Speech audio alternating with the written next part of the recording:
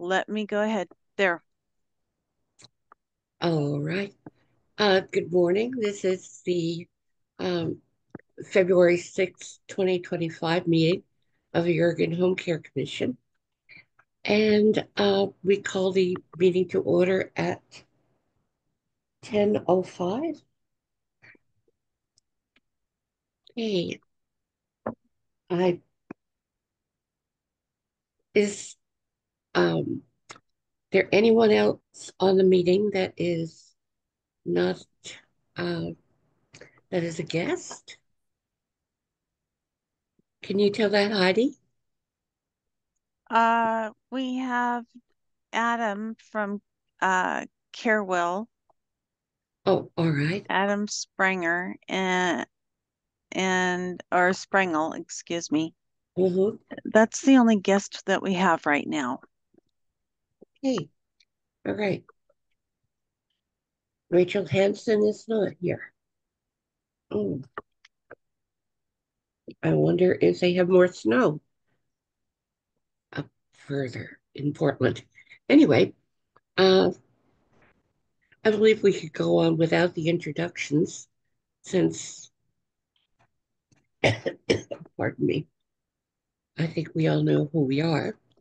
And let's take a look at the meeting uh, agenda for February.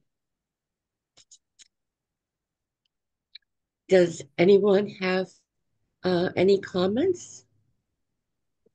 I move that we adopt the February agenda as presented.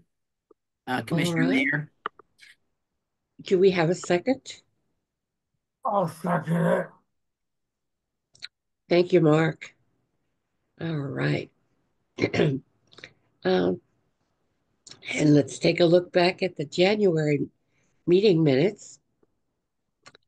Any comments, uh, questions about that? This is Commissioner Mayor. I just have one slight change. I'm trying to see if I can find the page. One, two, it's five, page Mary, five. Yes. could I interrupt? Did you call for the question on the agenda? I'm sorry. Did I call? I heard a second, but I didn't hear a voice vote. Oh, well, good morning. Better get up my coffee. All right. Anyone,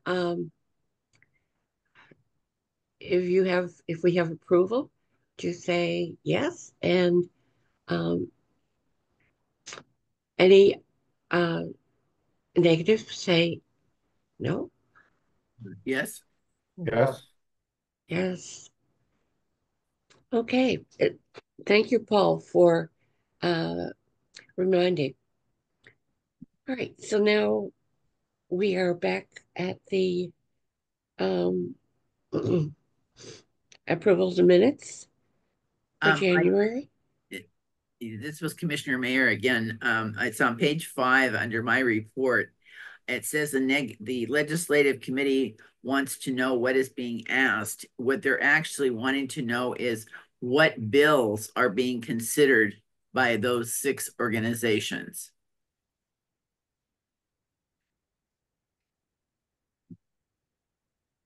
Okay.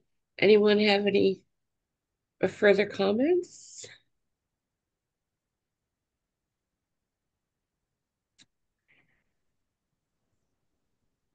Okay. Any would anyone like to make a motion regarding adopting the January meeting minutes with the addition that Commissioner Mayer has added? Yeah, this is Commissioner Johnson. I move that we adopt the minutes, including the correction that Commissioner Mayer stated. Do we have a Second, sec? I second the motion, Commissioner Mayor. All right. And a voice vote. Yes. Those yes, yes, Yes. yeah. Yes. Any in the negative? Then we have approved the January meeting minutes. And do we have announcements? Uh, Jenny? Yes, I do have an announcement. I sent the commissioners the information, but there will be a tribute to Ruth McEwen that will be held at the Barbara Roberts Human Services Building in Salem, 500 Summer Street, Northeast on February 14th between 11 a.m. and 1 p.m. It's a drop-in event. There will be no services or speeches. I'm not entirely sure what a drop-in event is, but if you're in town and you're interested in paying your respects, please do so. Um, just a thought, will there be a sign-in book there or some way to record um, that could be shared with the family later? I don't know, but I can ask. I thought Judy was going to be here today. Hopefully, if she happens to join, we can ask her to see if she knows. But if not, if Judy doesn't attend, I can reach out and ask. Thank you. All right.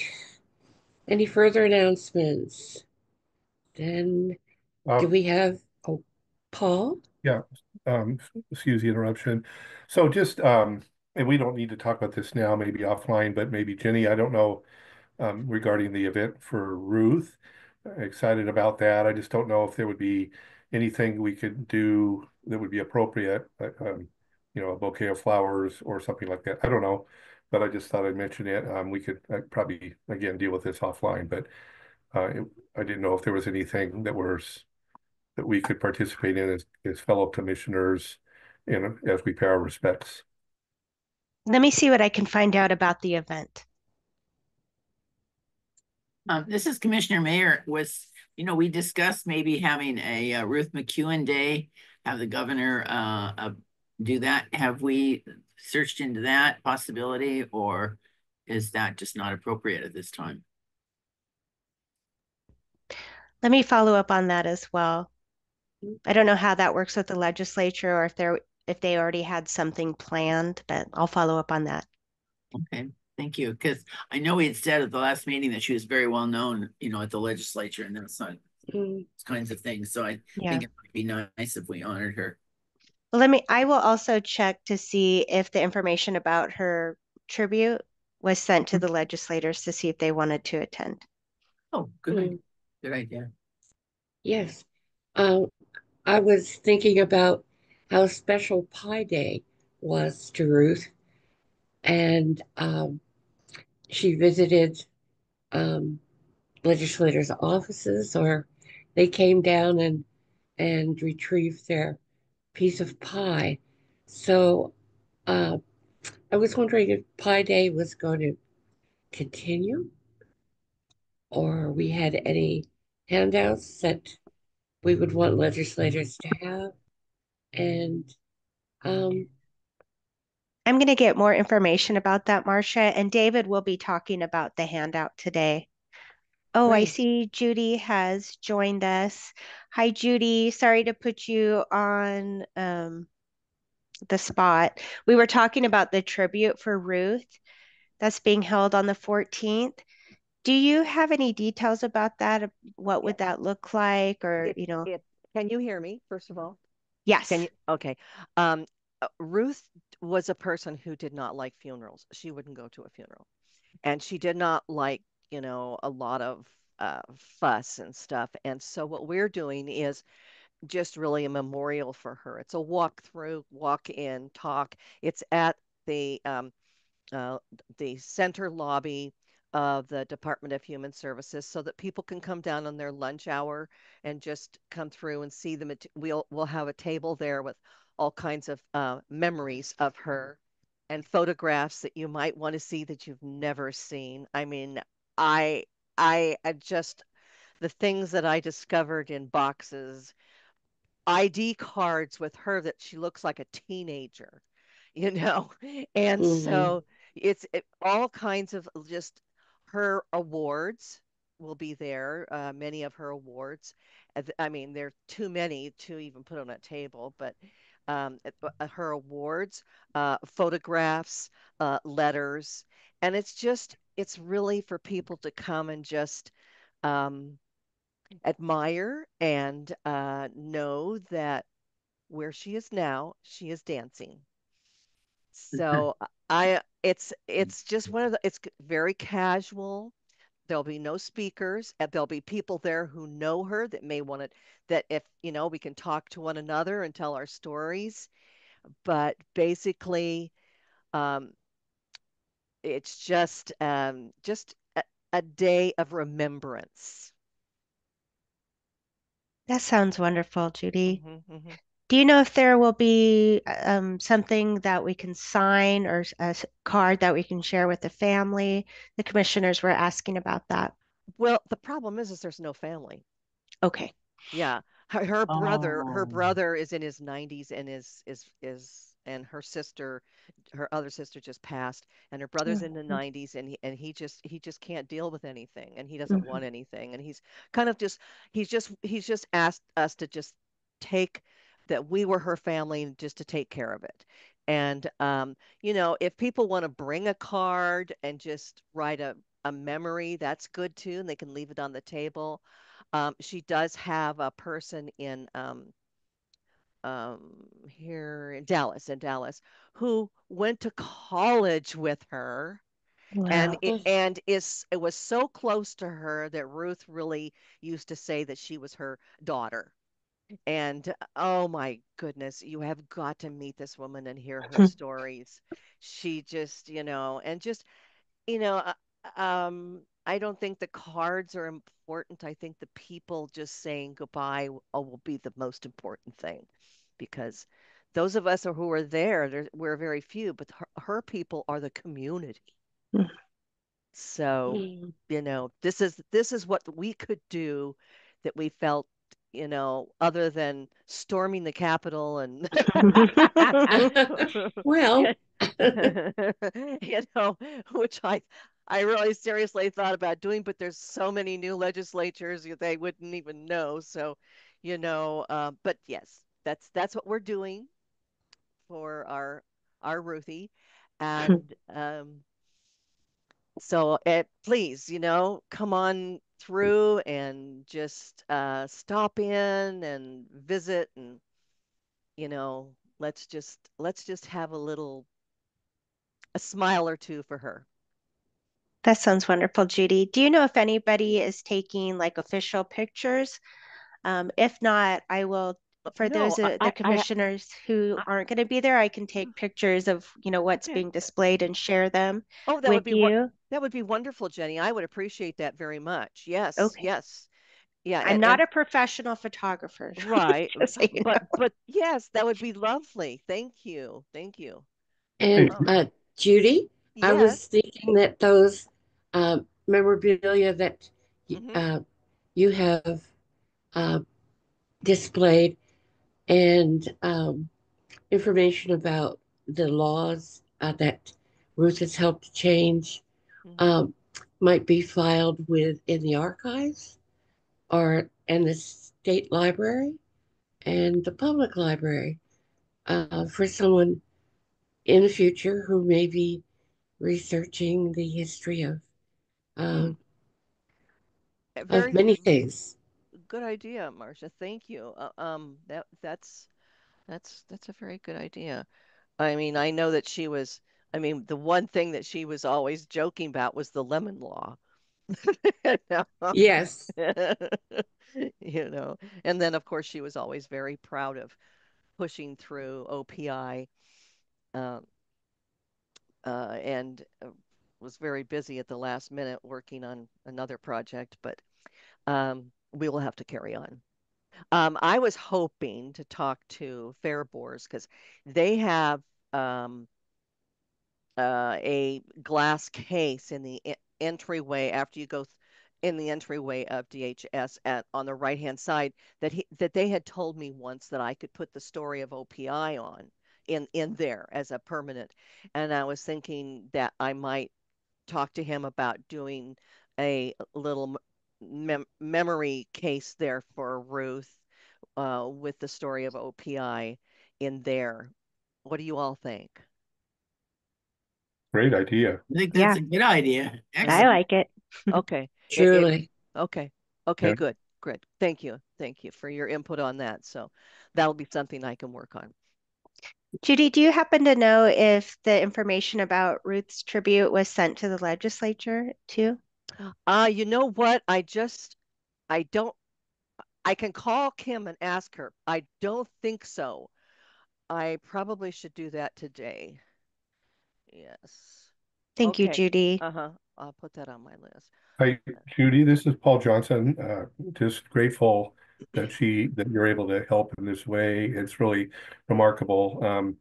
Yeah, and so Jenny, I was thinking, I wonder if you talked about a photographer being there, I wonder if the communications director, whose name I forget, for APD or ODHS could be there. And I don't know if they would. I know there's already been something that's made public about her passing. Mm-hmm. I don't know if there would be any other communication that would Mm, be that mm-hmm. ODHS or Mm-hmm. APD could disseminate.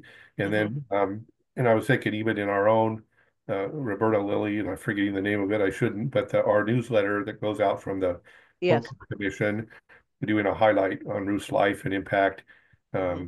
in that way. I don't know, just some ideas that crossed my mind during the conversation. That's a very good idea. And I know that we did put it in the newspaper. It was in the Statesman.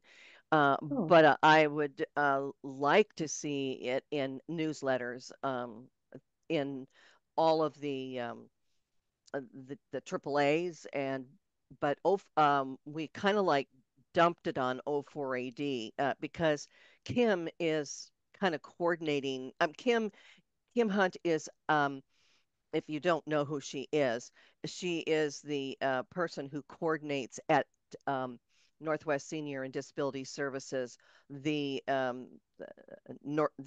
advisory councils, and she also is coordinating now the O4AD advisory councils. So um, she's been helping so much with this for me. I will ask her if there's any more newsletters we can get this into because there are so many places that she touched, just so many. I mean, she knitted constantly. If you ever remember her in a meeting, she would Yes. knit constantly, and she made blankets and little hats for the Hope station, not Hope Station, but the Hope resources for women mhm. and for their babies. And she would be constantly dropping off, blankets and little hats that she had been knitting for them. I mean, there was no end to her giving. She donated tons of food to Hope Station for the families who are just getting back on their feet. And yet she had no money, but yet she was doing this for everyone else. She just loved thinking about other people. And this is something you might want to know. Um, Her van has been donated to the paralyzed veterans in Silverton, and they are thrilled to have it.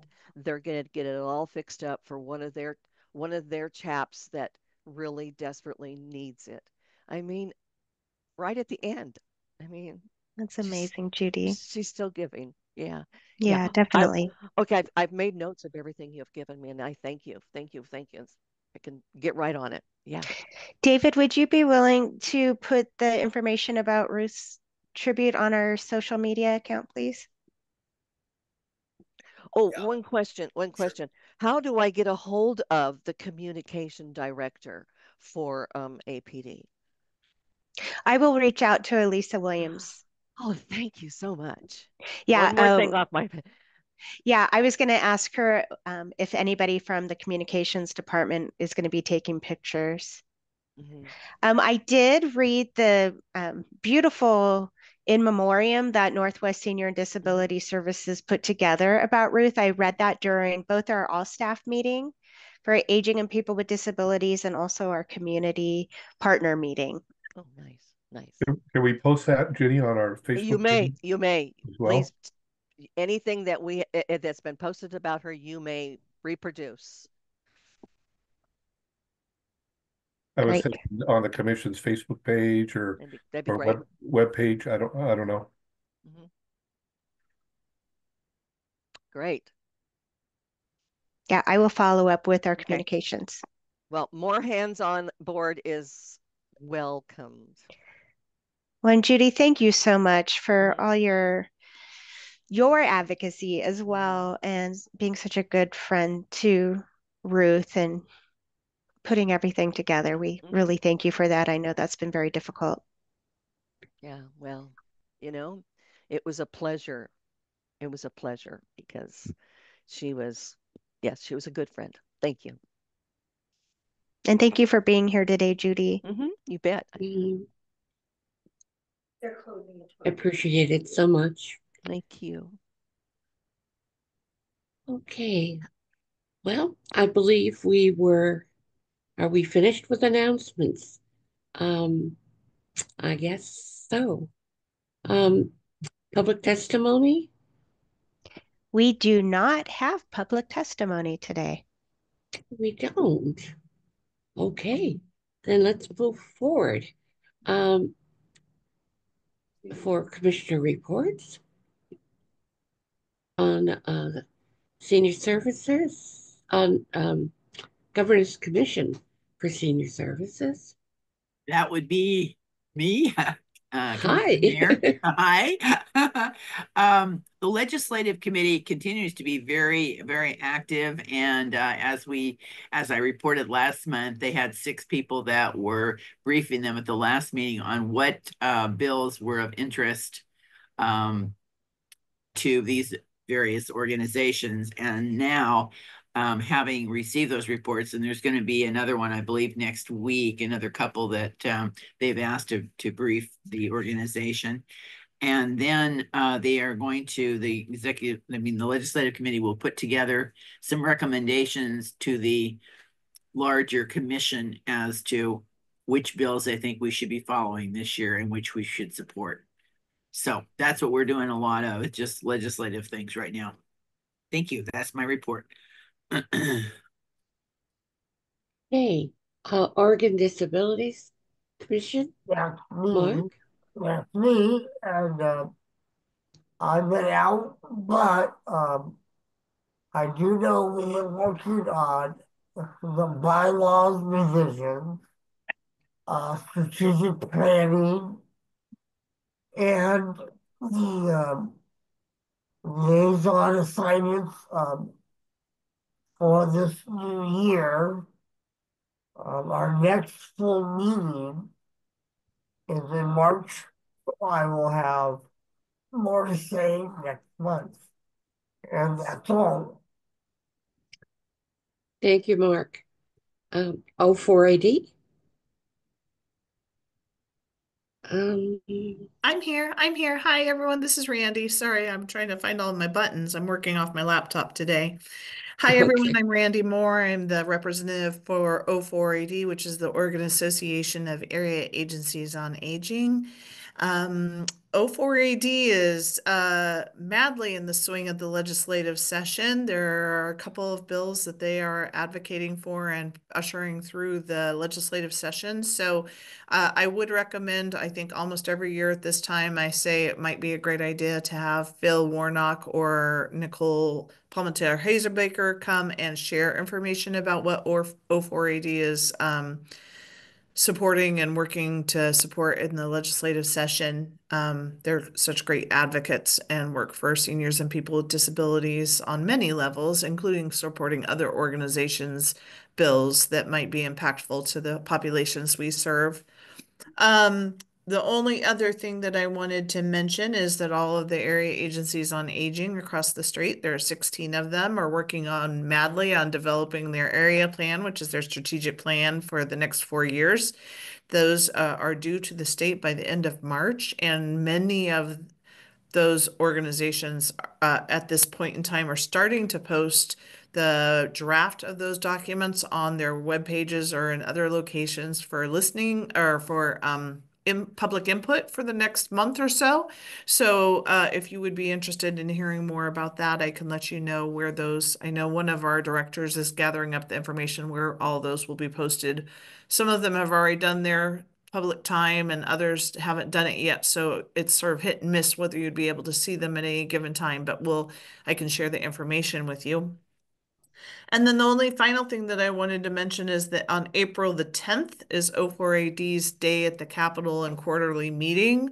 So that's a day when advocates are invited to go to the Capitol. And as part of the quarterly meeting for O4AD, there will be organization about who's going where, schedules for visiting different elected officials.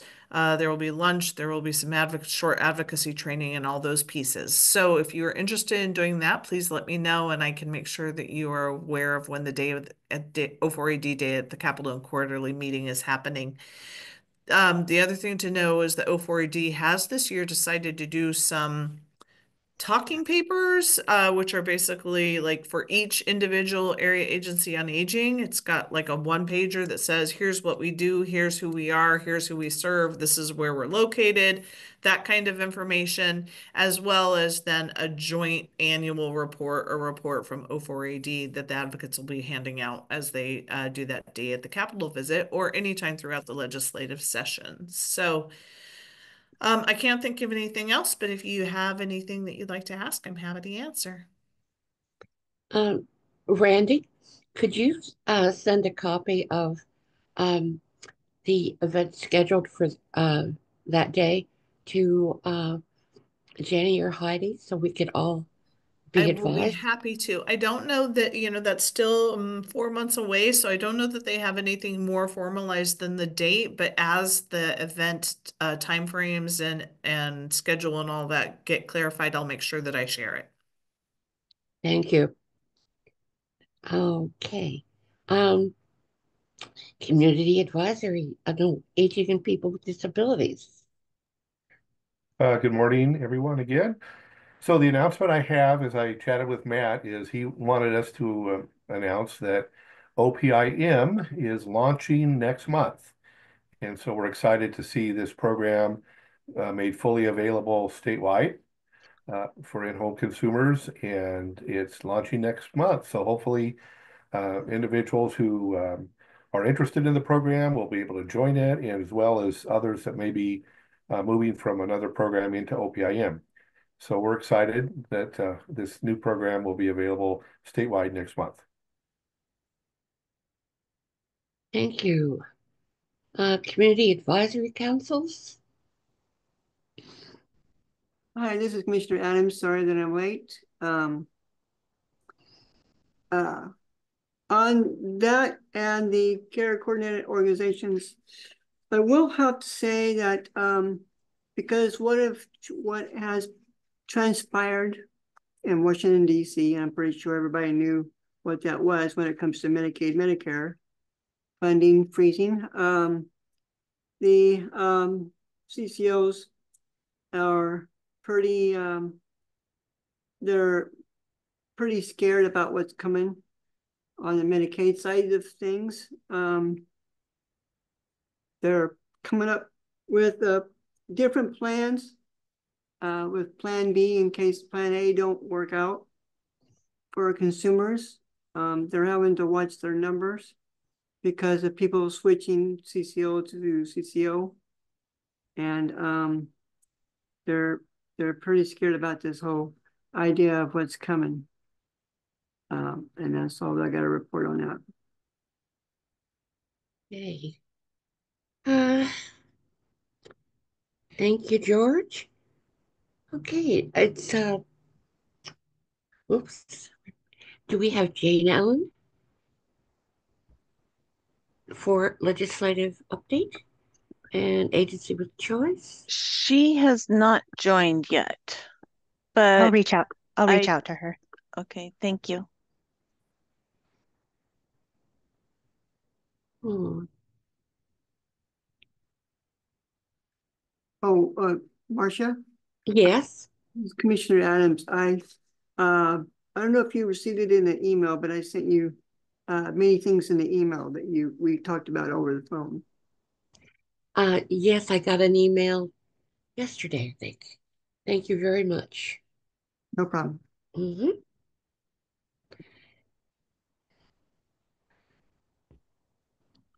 Jane Ellen is here. Okay. Hello, All right. everyone. Thank you, Um, Jen. sorry, go ahead. I was just greeting you. It's Marsha Wenzel. Hi, Marcia. And thank you for having me today. I'm still feeling a little discombobulated with session.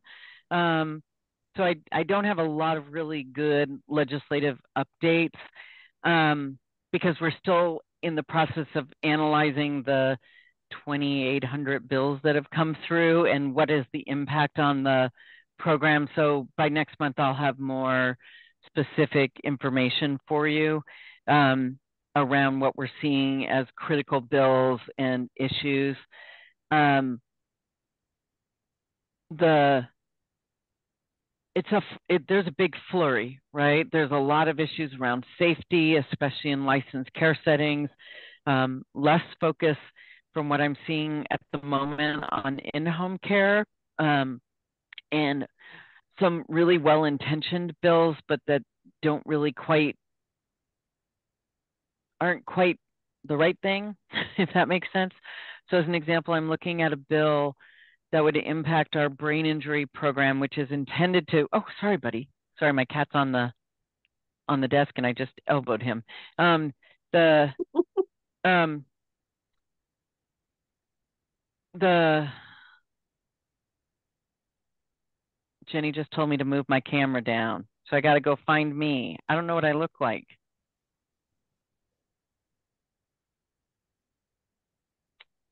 Jenny, I can't. Where Just am I getting cut off? it depends on when you move your head, but like your mouth is Oh, cut off by the words, unless you like sit up really like, straight. okay. How's that? Is that a little better? That's awesome. Zoom is different than Teams and it's just annoying. Like I need one that follows me or something. Anyway, um, I'll, I'll ask them to order that for me. I need an automatic adjustment. So I'll try to sit up. If it's still not right, let me know. So we have a bill that would improve special education for children with brain injuries, which is a responsibility of the Department of Education, but then it puts actual service delivery in our new brain injury program so that it's just kind of they don't provide direct services, they provide navigation and advocacy. So it's that kind of like good intention bills, but aren't going to be quite operational or be able to be operationalized. So we're working on those kinds of things as we speak. And then we're working with our legislative fiscal office on both the governor's recommended budget and the things that we have in the budget, the things we don't have in the budget. And then just recently we went through our 10% reduction options. So the governor didn't take our 10% reduction options, but the legislature kind of starts from scratch and develops their own priorities. So they could say, well, we want to we're going to not take this cut that the governor proposed. We're going to take this cut instead. So we walked through the impact of those 10% reduction options. So that's kind of where we are in the legislature. I think everybody was a little, not ever little, was very overwhelmed with the number of pre-session filed bills. It just really takes a lot of work to get through that many bills. They used to come in kind of scattered throughout the beginning of session, and that amount of bills coming in very early is a problem for being able to effectively analyze those bills. So stay tuned for more. On agency with choice, we have had our rule advisory committees, and we were moving towards a direction where the Oregon Health Authority would use our rules and would use our license. So we'd have one licensing entity and they would contract with our licensed providers. And we thought that that would streamline things and make it easier for everyone and clearer for the agencies and the consumers. But unfortunately, the Department of Justice basically said you can't do that. Because the way the bill is written, both agencies are going to need to license the agency with choice, and both agencies are going to have contracts with the agency with choice. So it just, to be blunt, makes it a little more difficult because they may decide to sanction an agency with choice and fine them, as an example, or put a stop work order on their license and their contract, but we wouldn't on ours because the event impacted a person with a mental illness, not a person that's in the APD system. So it's just a side effect of the way the bill was written, and will just add a little bit of complexity. So we kind of we put everything together, and now we're having to tease everything apart again. So they'll have their own rule, et cetera.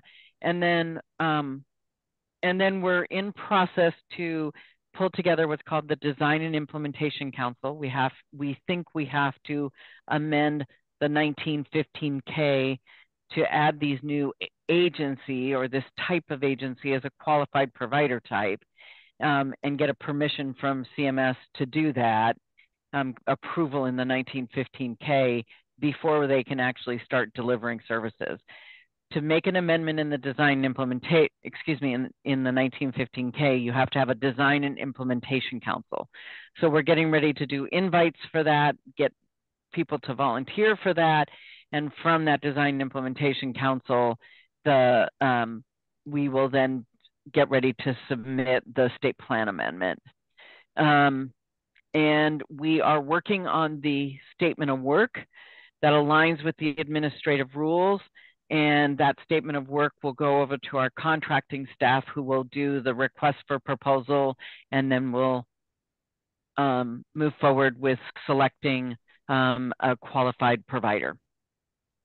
So we're still on track, but it's going to be a little bit more complicated with the two separate agencies licensing the same entity and two separate contracts with the same entity. And that's all I have at the moment. Thank you very much. Questions, comments? Yeah, Jane Ellen, this is Commissioner Adams. What you guys are seeking on that one committee is, what's the requirements? For the Design Implementation Council? Yeah. I don't know if we've created that yet. So we'll need to develop that. But it's in the past when we've done it, it's individuals, a balance of consumers who are being served by the 1915K, community advocates, and providers. Mostly, we try to do at least 50% consumers. So how long is the state of Oregon giving you in order to create this? So if I remember right, and I'll need to get you the timeline, George, but I think we will be pulling that together in March or April. Don't quote me on that, but that's pretty, I think, where we are. We'll meet a few times. There's not going to be a lot of detail in the 1915K because most of the details are in the administrative rules, right? What we do in the 1915K is you have a qualified provider type, and it's usually in-home care agencies licensed by these rules are a qualified provider type. So it's not a lot of detail that'll go into the 1915K. Okay.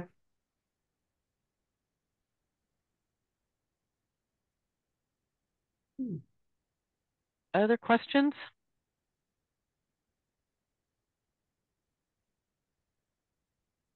Well,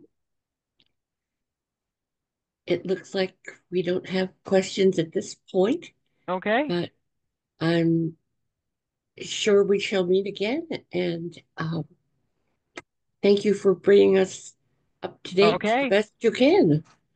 All Thank right. you. Take care, everybody. Bye-bye. Bye. Bye, Jane Ellen. Okay, David, Vining on the strategic plan. Yeah, I think It is strange that we are ahead of time. I know. I think we went faster just because all you wanted me to talk more. Like, that's fine. Like, I'll have my face up here. Yeah. Hi, everyone. I Okay. am the David Scott Vining program analyst with the Oregon Home Care Commission. Going to give you some updates on the strategic plan from January. Um, a couple of first things before I move over to, I want to spend most of my time on the one pager that we've been working on wanting, and I'd like your input on it. So, but updates quickly first. As you remember, one of our main goals in the strategic plan was to kind of get the commission more widely known. And I want to throw out there that as we've been doing this media for the workforce development, um, one of the byproducts of it is becoming better known, right? And so through the pilot, they only launched in mid-January, okay? Our workforce development website, ohccworkforce.org. Uh, David, Has your received. volume has dipped. Oh, sorry. I'll talk louder.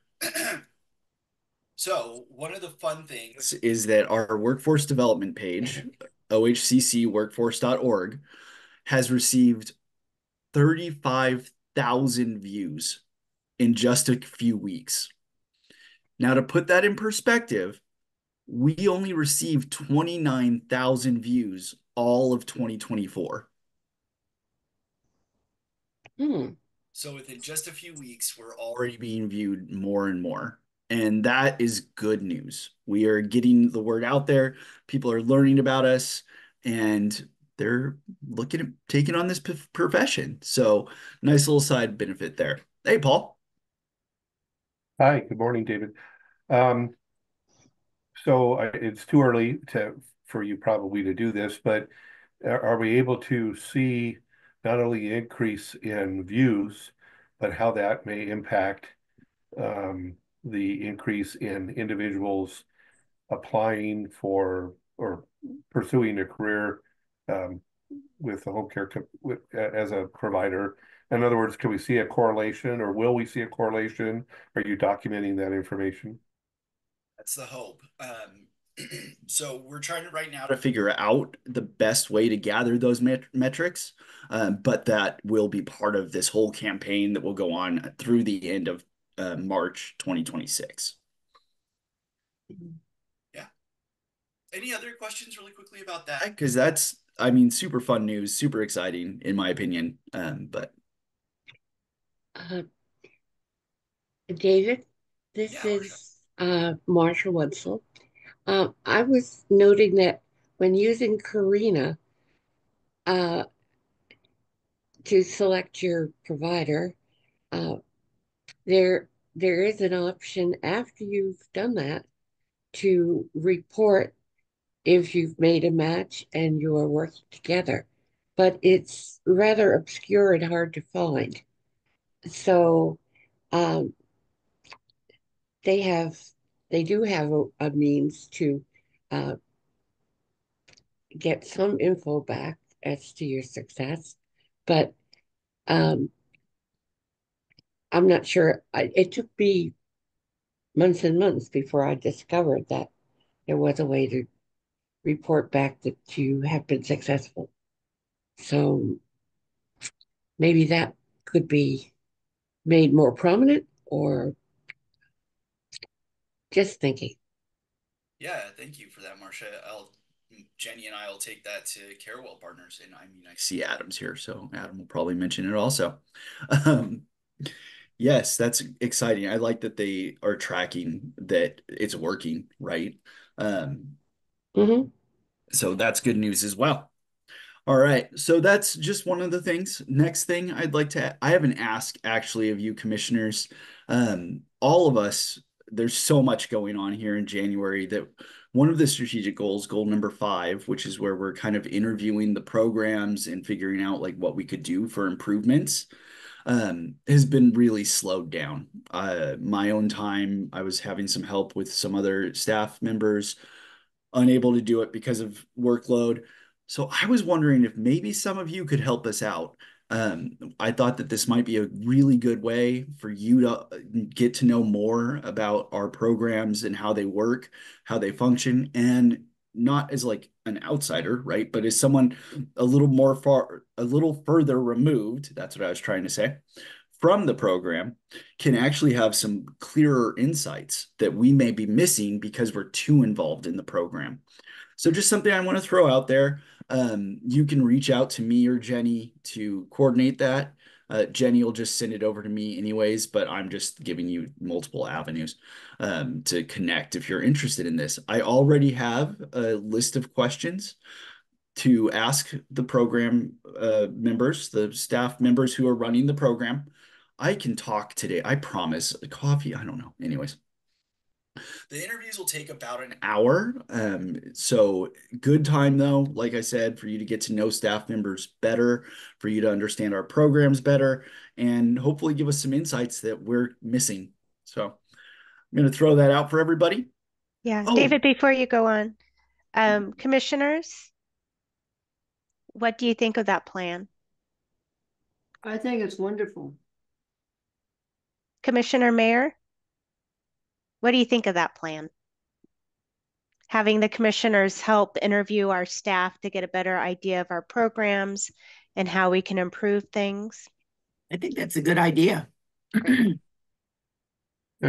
this is Commissioner Johnson. I think it's a good idea, David and Jenny as well. And I think anything we could do that would foment just communication and understanding.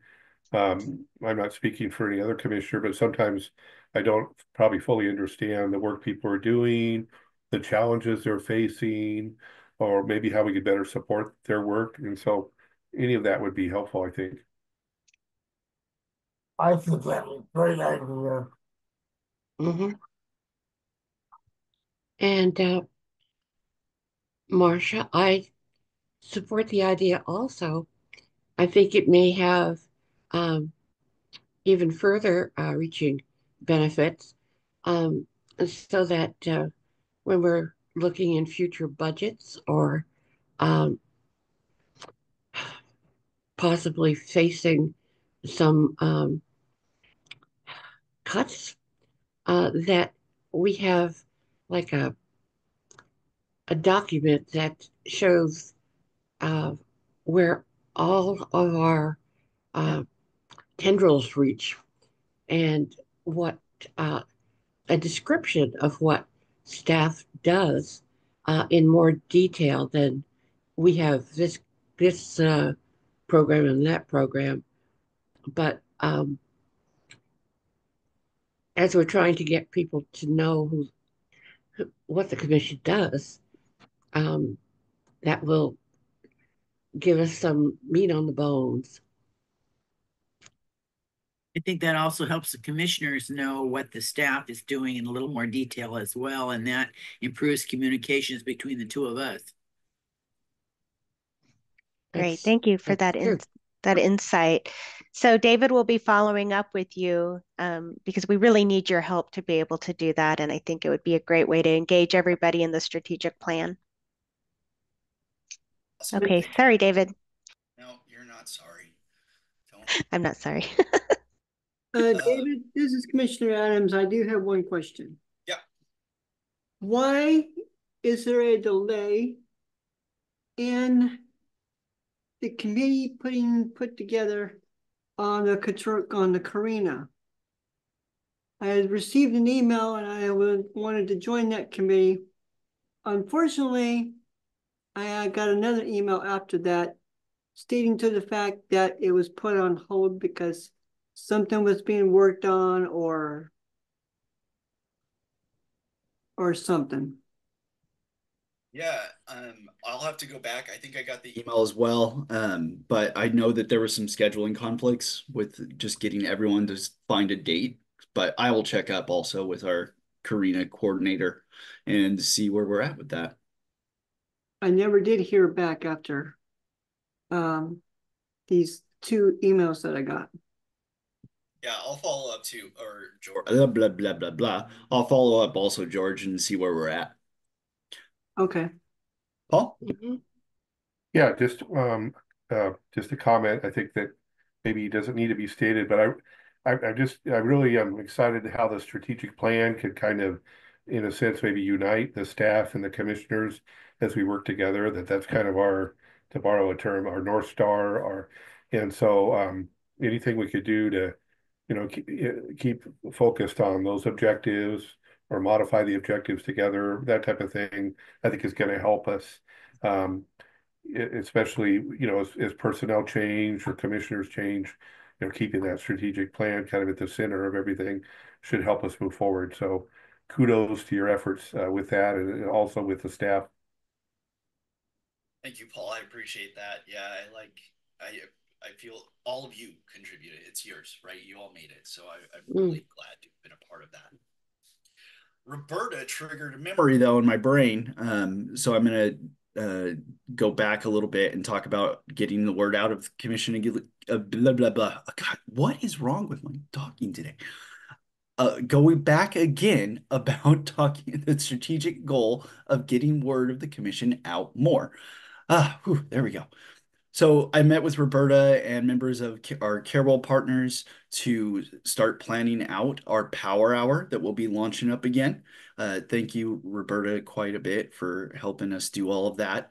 But starting next month in March, OHCC will be holding our first power hour available for providers. So the goal of this time will be for people to learn more about the programs, being a provider, the stuff that matters to them and what they need to know. So the way that this is going to work in close partnership with Carewell is we're going to take a month and then we'll have Carewell take a month and then we'll take a month and then Carewell will take a month presenting on different topics. So we're going to start with the topic of just doing OHCC trainings. What does that look like? And we'll move, Carewell will then go next and they'll talk about benefits. Then we'll go next and we'll talk about using provider relations unit, how to contact customer relations. Then Carewell will go and talk about their training. Then we'll have one where we talk about what's the meaning for it, why would you decide to do one over the other, how that would look. Carol will talk about using Karina more effectively. Then we'll take it again and talk about how do you navigate this system that can sometimes be confusing? What are tips that you can use and how can you schedule on your phone to really succeed in this, right? So Power Hour, super exciting. It's going to give people a chance to learn more about the commission, what they need to know about their own work, and then also give us a point of contact with people to where they can see the faces behind all of these emails and the web pages that they're reading all the time, and really get to connect with us so that we can build up that community feeling. Any questions about that? That's another really exciting one. I can't believe I forgot it until Roberta came in. Good job, Roberta, being early. Yeah, David, this is Commissioner Adams again. I want to let you know that the work that you are doing, I was on Facebook and our advertisement on Facebook is coming in. It's being shown and I've received it more than once on my post coming through on Facebook. So nice. That's exciting. I haven't seen it yet personally, but so I'm glad that you've seen it. That's great. Yay. All right. If there's no questions about the power hour, and later on, once we kind of get through, we scheduled it out for a year. I'd love to come back and ask you for some more insights and for what topics we could talk about in the next upcoming power hours. So be prepared for that, commissioners. I'm going to share my screen. Heidi, sorry. Take it away, David. steal the power. This is what happens when you make me a co-host. I just do what I want. Thank you, ASL interpreters. I know I'm talking super Your fast. volume is way down, David. Sorry, I've had a sore throat since last weekend, so Oh it's been no. rough. But It's not your voice, David, Hey, it's your David, it's not audio. that. Yeah, it's more like you're turning away from the microphone or something because it's coming in very nice and clear at minutes, and then other times it's far away, like your headphones moving or something like that. All right, okay, I'll just talk loud for a bit. Anyways, um, everyone can see my screen. Yes, good. So this is the one pager I've been working on for the legislature handouts that we've been talking about. I want to show it off and get some input.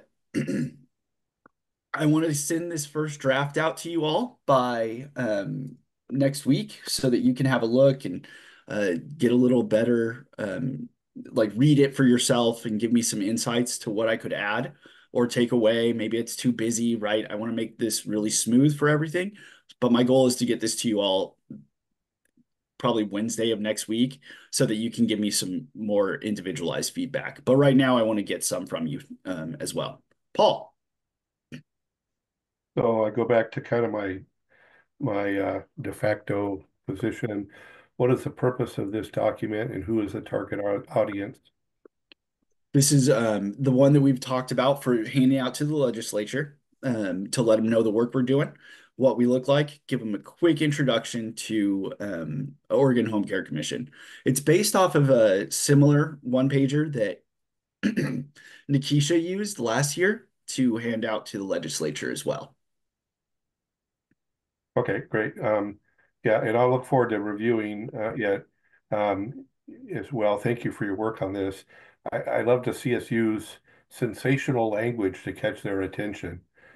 Possibly just real quick, a suggestion. Our mission, you know, something that would say instead of that would just say, I don't know what it would be. Our mission. Why, you know, why the Home Care Commission makes a difference for Oregonians. I don't know. That's kind of bland as well, but just a real trying to kind of boasting almost, if you will, in order to try to get their attention so that they right off the bat are seeing us, the commission, say that we are crucial, we are essential. In fact, we need them to take notice about us because of all that we're doing for Oregonians. Love it, Paul. I'll work on it. Maybe we can all throw out like little catchphrases because you'll see how I kind of keep this support theme going throughout the rest of the pagers. So it's a front and back, by the way. I should throw that out. I think we should have some kind of a header. It doesn't even bring you to who the first word is, our. Like if you just saw that paper, you wouldn't know what it was referring to at all, and you might not get into reading it. Yeah, Marcia, thank you. This here is the header. Oh, I see. Thank you. Yeah. Paul? Again, out of my bandwidth here a little bit, but maybe a link or QR code that they would go to stories. I mean, maybe it could be a website, but they could go to hear some stories of consumers and maybe showing appreciation for the Home Care Commission or their stories tied directly to the work of the Home Care Commission, again, so they could see its impact. That's a great idea, Paul. And we can do that. We have the testimonial videos up there on our workforce.org. Thank you, Mark, for all of your work on getting those together. This is the how we support, right? So we move from why we support to how we support. Some numbers I'm going to throw in down here. So here's just a list of the programs and the way that we really do our work. But then down here, I'm going to throw in some more numbers, coordinating with the staff to fill these in. Any ideas for other numbers that I could use here? Yeah, it's Commissioner Adams. I think I was hoping that we could get more, you guys could get more funds in order to set up a customer support system. Like if a consumer needs to get hold of the Home Care Commission, that they're having to get somebody that knows what they're doing instead of getting a computer generated or whatever, just someone that can just toll free number. Yeah, thanks, George. Jenny, it looked like you were about to add something. No? I don't know what I was going to add other than I don't believe that we'll be able to increase staffing at all. So we'll have to look at our capacity with the current staff we have. What I am gonna put in, and I'll fix this up a little bit later, but our provider relations unit, customer relations unit. Because the consumer Customer. Customer, is that what you just said? Jenny? Non? No? Okay, thank you. David, maybe there could be, yeah, I don't know how much you want us to be brainstorming right now, but maybe there could be like two different categories, for lack of better terms, maybe more. I don't know. One that shows how we're impacting consumers and how the home care committee, and then the other showing how we impact providers or whatever, equip, impact, whatever the terms are. And then the different programs could be under, those categories, Oh, I see. just so they're not kind of miscellaneous. But here's how we are making a difference for consumers, and here's how we're making a difference for the workforce or whatever. An idea. Why are you doing that? Yeah, that's a good idea, Paul. I really like that one. And then I'll tidy up these images too, but just FYI. While you're at it, could you also put Carewell's phone number in there? So that'll be different, George. This is about what we do. Oh, okay. So then we come to the who we support. And then I'm not entirely, this is from the APD stuff still, so I'm kind of looking at like what we should do here. But I think Paul gave me that answer with doing the QR code, taking to testimonials, and then also showing like specific number impacts as well. So, all right. And then we put Jenny finally took away the interim down here. So yeah, there's that. All right. So I guess at the end of the day, maybe everyone who's working with you on this. So if I'm a new legislator, let's say I was just elected and this is my main government, and I knew nothing because I'm learning things about home care commission. What questions do I need? What information do I need, or what questions do I have that could be answered? And I think you're doing it here, much of it here in this forum. I'm not suggesting otherwise, but so what, or maybe even bounce it by. It would be interesting to even talk with a new legislature and say, and just to see, what type of information would be helpful for you to both inform you as well as maybe equip you to support the work of the Home Care Commission.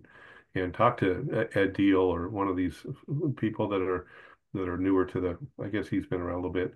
And I don't know, just get some input. I would imagine if we walked around the Capitol and asked a couple of folks, we'd get some interesting responses. And that may shape or may not, I don't know, the contents of what we want to include here. It's a great idea, Paul. Thank you for that. I'll reach out to maybe Justin or Max can help me do something there. All right. I'm gonna stop sharing. I'll tweak this with just some of the stuff that we talked about today. Get you a first draft in your hands by next week. Wednesday, is that what I said earlier, Jenny? I can't remember. Okay, thank you. Jenny holding me accountable like she's my boss or something. But that's all I had for the strategic plan right now. We still have some stuff with pubs, getting the brochure for asking people to join as commissioners is going to be revamped. But I'm waiting for that to actually get assigned by publications. So I'll keep you posted on that when we have some more information. All right. I'm going to let Jenny talk a ton now because I'm done. All of you make good choices. Okay. Thank you, David. Bye, everyone. Jenny? Thank you so much. Yes. You want to go ahead? I do. Heidi, do you mind bringing up the bylaws? I just wanted to start a discussion about our bylaws and elections. With Ruth passing, we need to talk about electing a chair and a vice chair. My suggestion for today is for you to consider Marcia as the acting chair of the commission until we are able to have elections and elect a chair and a vice chair. I think Marcia's been doing an incredible job filling in for Ruth. Paul, did you have a question? Yeah, it's probably in the document here, but I would just recommend, if possible, that with that chair and vice chair be a consumer commissioner. I don't even know if it would be allowed for a staff member of APD like myself or otherwise, but we would want a consumer commissioner, hopefully being able to fill those roles and lead us forward. I think that is a great suggestion, and that's not in the bylaws. So when we're not changing bylaws today, I just wanted to bring it up so that we can start working on the bylaws. So if the commissioners would like the chair or vice chair to be individuals who receive in-home services, then we should put that in our bylaws. Right now, there's nothing saying that any of the commissioners could technically be a chair or a vice chair, but I really like that recommendation, Paul. So Heidi sent out the bylaws to everybody. So there are a couple of areas that I want to point out. Let me find it on my screen real fast and I'll tell Heidi where to go. Heidi, will you please go to page 4? So, oh, sorry, go down to section 1.09 ballot election guidelines. So it looks like the first step, I've not been involved with elections before, and I think maybe some of you have.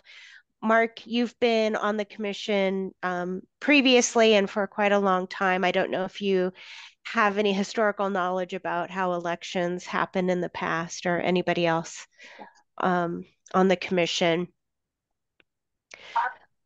I really don't.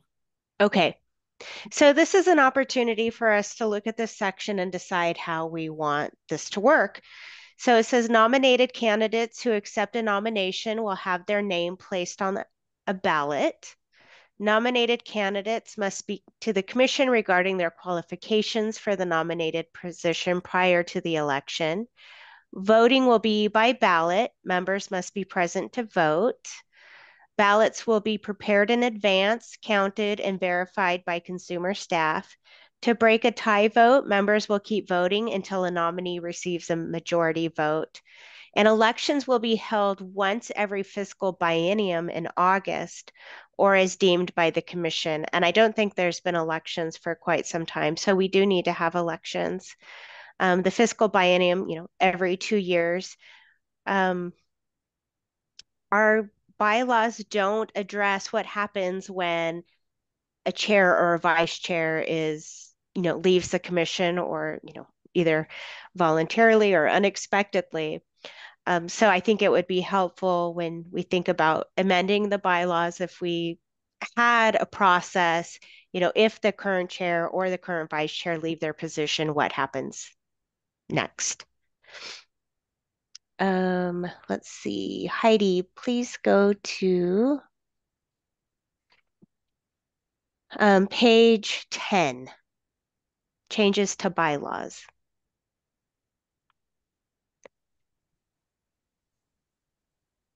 So if you look at B, the chairperson of the commission will appoint an ad hoc bylaws review committee at the beginning of every other biennium for purposes of reviewing and when necessary, reviewing the bylaws. So the last time this document was updated was in 2020. It's now 2025. I believe it's time to review these bylaws. And we have a small commission So I have another question for you to consider. Do all the commissioners want to be involved with suggesting changes to the bylaws? Or do you want to have an ad hoc bylaw review committee who will bring suggested changes to the commission to vote on? Any immediate thoughts to that? Ginny, this is Paul. My thinking is either would be fine. I kind of prefer every commissioner since we are smaller, but it really kind of depends on the person leading the process to keep us moving and focused. And so, but I think, at least my opinion, I'd love to hear input from everyone since we are a smaller group currently.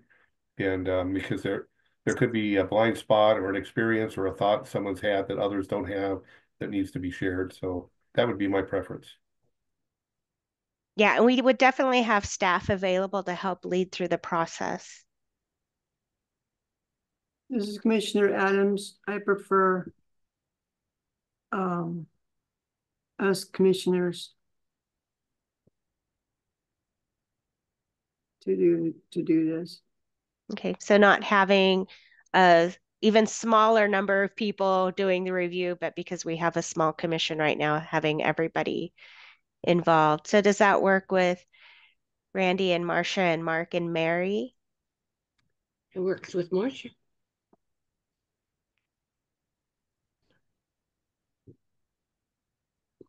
I put in the chat, Jenny. I'm just a little, I get paid to do other work, and so I just worry a little bit about what the time commitment would be. So have to I think rules can take a really long time if you're not careful. If it's more guided, like if staff like went through and highlighted what they thought needed to be changed, and then we just went through it together. Yeah. But if it's like a go step by step through every line of the document as a group, I just don't know that I can commit that amount of time to it. But however I that can makes support, sense. I want to. Okay. We can definitely do the legwork and kind of highlight some of the areas that we need to think about, which I've already doing on my screen. I highlighted some of the areas we do need to talk about. So by so our March meeting, we'll put something together about the bylaws, some of the areas we think you should consider, and ask for your recommendations before our meeting. And then at the meeting, we'll talk about those suggestions and then vote on those changes if that's agreeable to everybody. Yes. Okay.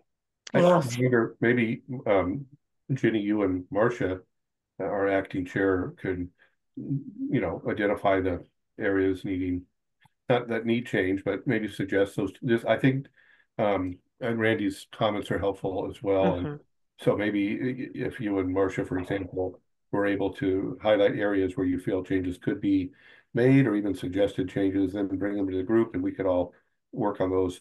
Because there are areas of the document that probably don't need any changes or straightforward, but others that do. Yes, thank you, Paul. I know one of the areas that I think we need to focus on is the makeup of the DD Mental Health Committee. And David has a meeting with the DD Mental Health Committee soon, and I'm asking David to review that part of the bylaws with them to see if they have any suggested changes as well to their section.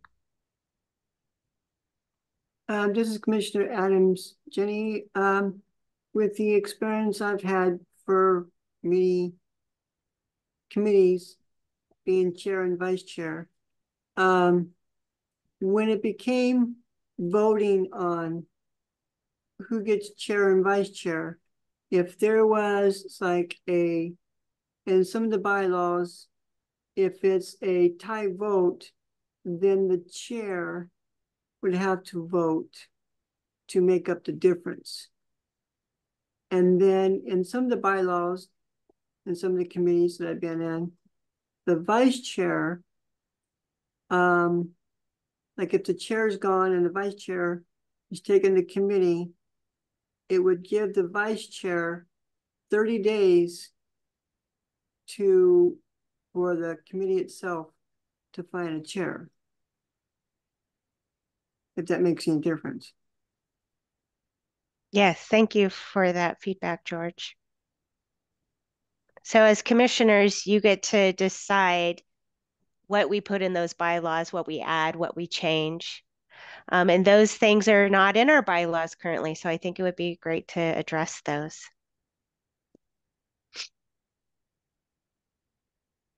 Paul. Sorry to speak so much. I have a That's your job, Paul. well, I have a related question, maybe beyond this discussion. There had been talk in the past about some changes to the information in the Constitution regarding the Home Care Commission, since some changes over the years have been made in how we actually operate, but it differs from what is in the Oregon Constitution regarding our role, and just needs an update from what I understand. Anyway, I don't know if that should be also something that should be on the calendar or something we would work toward. Obviously, this is a bigger question that goes beyond the commission, because the legislature would have to be involved, I assume.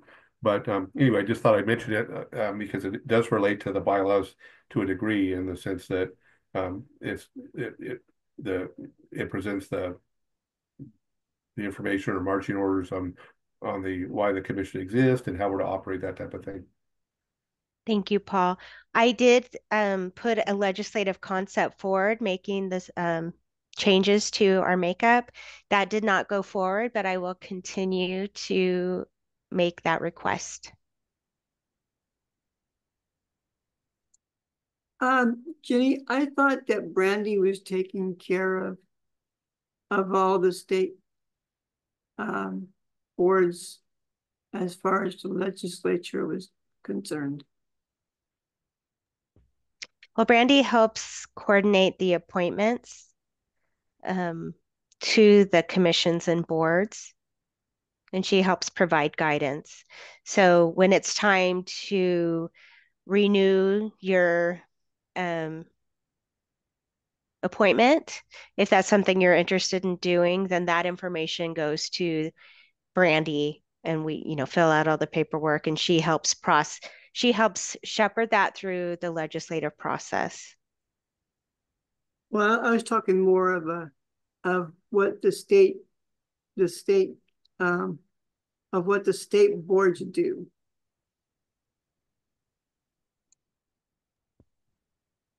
Like what Paul was saying, there's this new legislation thing that needs to be going over.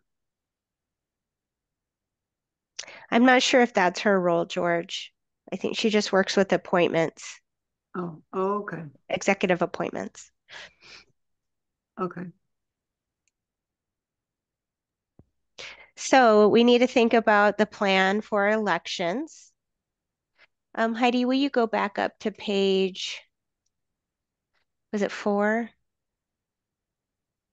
4 under section 1.09. And whether at the next meeting, if you are interested in being a candidate, to talk about your qualifications at that meeting, and then we could do a poll and do the voting during the meeting. I think when these bylaws were written 5 years ago, we were still meeting in person. We did, like, there used to be paper ballots, but now we can do that electronically. So I want to open this up for discussion to see how commissioners would like to handle the elections. Well, there's been a number of ways in the past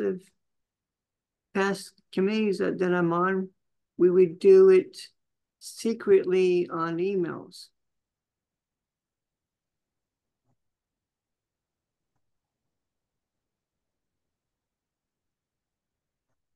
I want to check on that, George, because I know when Heidi and I were in a training for public meetings, any decision has to be on the record. So I will follow up and see if we can do secret ballots, or if it has to be, if nominations have to be made in a public meeting. Okay.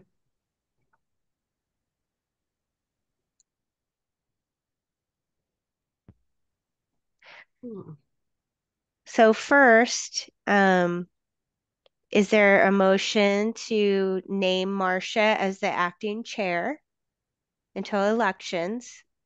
If somebody's wanting to make that motion with a second and a vote, that would be great.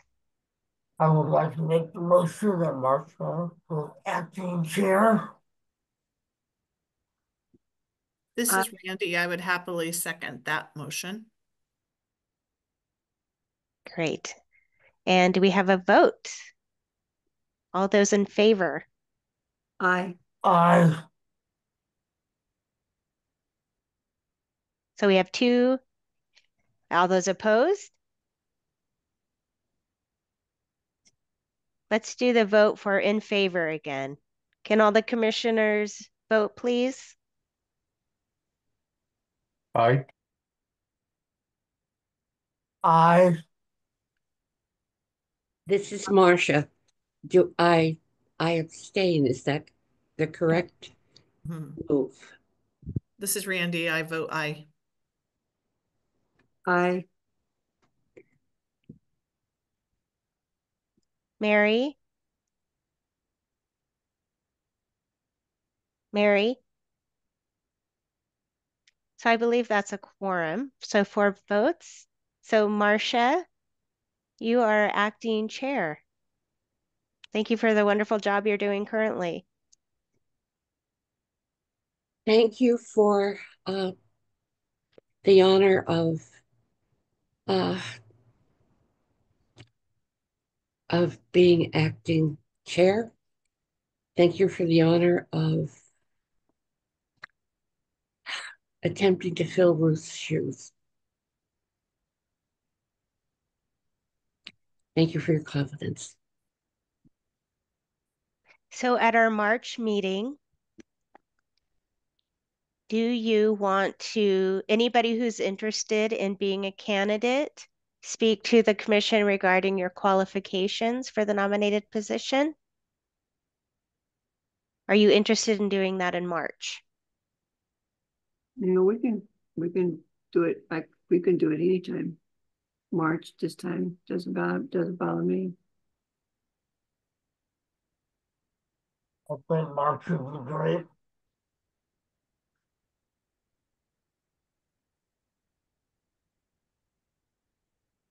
So here's the suggestion.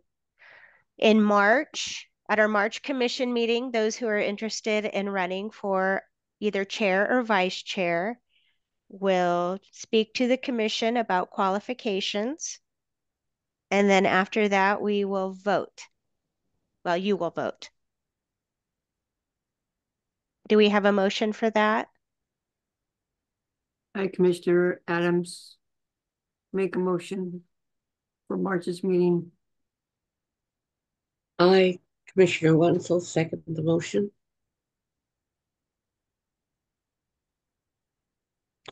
Is there all those in favor? Say aye. I, Aye. Aye. Aye. Any negative? And we need Commissioner Mayer's. Oh, Hope she's doing okay. She isn't moving. yeah, she was not here. Mary? Hi, we're voting to have elections in March for the chair and vice chair. So we have a motion on the table and are now voting. Oh, I'm sorry. I thought it said yes, but I was muted. Okay.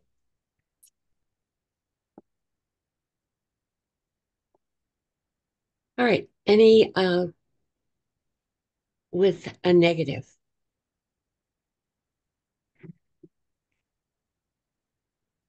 All right. It has been approved that March will be the time we present our desire to serve as president as chairperson or vice chair, and votes will be taken. Thank you. So, um, do we have the person for the budget present? It's a few minutes ahead of time. Yep, I'm here. Ah, okay. All right. Thank you very much. And we're anxious to hear your report. Alrighty. So good morning, all. Hope your Thursdays are going well. So the numbers we are looking at here are from December month end. So that's about 75% of the way through the biennium. So we've got just 6 months left, the first half of 2025. Our budget has not changed since we last spoke. Just about 9 million in state dollars and 11.8 million in total funds. So top line takeaway is that our spending to date, looking at either state dollars or total dollars, is well under budget. So about 63% burn rate for state dollars and 67% total dollars. And again, we're 75% of the way through the biennium, so both of those track well under where we're at. Hmm. Focusing in on the state dollars, we're currently projected to be about 1.1 million under budget at the end of the biennium. This has been a trend over the past several months, continuing to be further under budget in general and other funds. The state dollars has been almost primarily driven by the new fund split in payroll, accessing more federal dollars. So that first, sure, Cole, go ahead. sorry, this is Heidi. Am I going too fast? I can't tell what are you. Oh, no worries. Do you want me to Yeah, go I'll back to the first page? right there is perfect. So Okay, yeah, thank you. yeah, that's perfect. So this chart here is the past 6 months of expenditures broken out by the different budget categories we'll be going over below. Though there is typically some variance, the swings we see in August and November are due to a miscode which hit in August and was corrected in November. So the variability is not as extreme as this chart may look. So down to the next chart, if you could.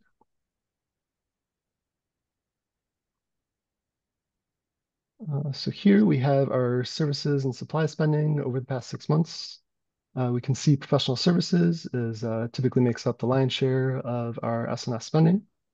We can also see publicity and publications high in August and agency program related services and supplies high in December. Down to the admin area. There we go. So drilling into our admin area, spending of state dollars has tracked well under where we're at in the biennium. And again, this is due in large part to the new fund split we've been able to access over the past several months and hope to continue to access. Looking at the individual units, in these first few areas, we see that we've been able to access a lot of federal money. For the admin part of the admin budget area, our burn rate in total funds is close to where we're at in the biennium, about 70%. In the federal funds to date, we can also see those dollars increasing due to the payroll federal funds match. In our training budget unit, we're tracking well under at 43% in total funds. Here we've also been able to access more federal dollars. For our employer resource connection unit, the burn rate is very close to the 75% of the way through the biennium. Oh, and I'm sorry, see Commissioner Johnson, you have a question? Yes, thank you. Just real quick regarding the federal funds you're referencing, are those federal funds that are directly allocated to the Home Care Commission, or are they federal funds that are given to APD or ODHS and then allocated to the Home Care Commission? In other words, is it a direct allocation to Home Care Commission, or is it more of a pass-through from APD or ODHS?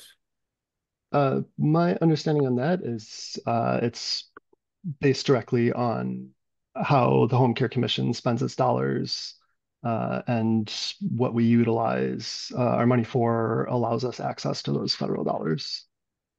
Okay, thank you. Yeah, the only thing that crossed my mind is if there may be changes, I don't know if this is the case in the future with the new administration as they look at how things are, how they will do things with Medicaid, et cetera.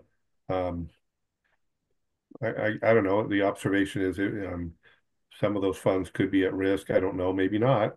And if we could do anything in our programs to ensure we're using them, I guess my point, and I may be incorrect on this because I'm not a accountant or not involved in budgeting, but if we have federal funds given to us and there's large amounts, basically that are not being used, that could be something that would be lost in the future, possibly, if there were cuts made, federal funds made available. Yeah, it's definitely something that's been on our brains as well. And unfortunately, don't have any insights as to what that would look like, but it's something we're definitely have on our brains and are looking at and trying to trying to get some sense of what would happen if there are any changes there. Fortunately, I don't have any kind of insights, but just yeah, something we're definitely on our radar for sure. Paul, this is Commissioner Adams. As you're doing this presentation, Oops, I'm sorry, you're muted again.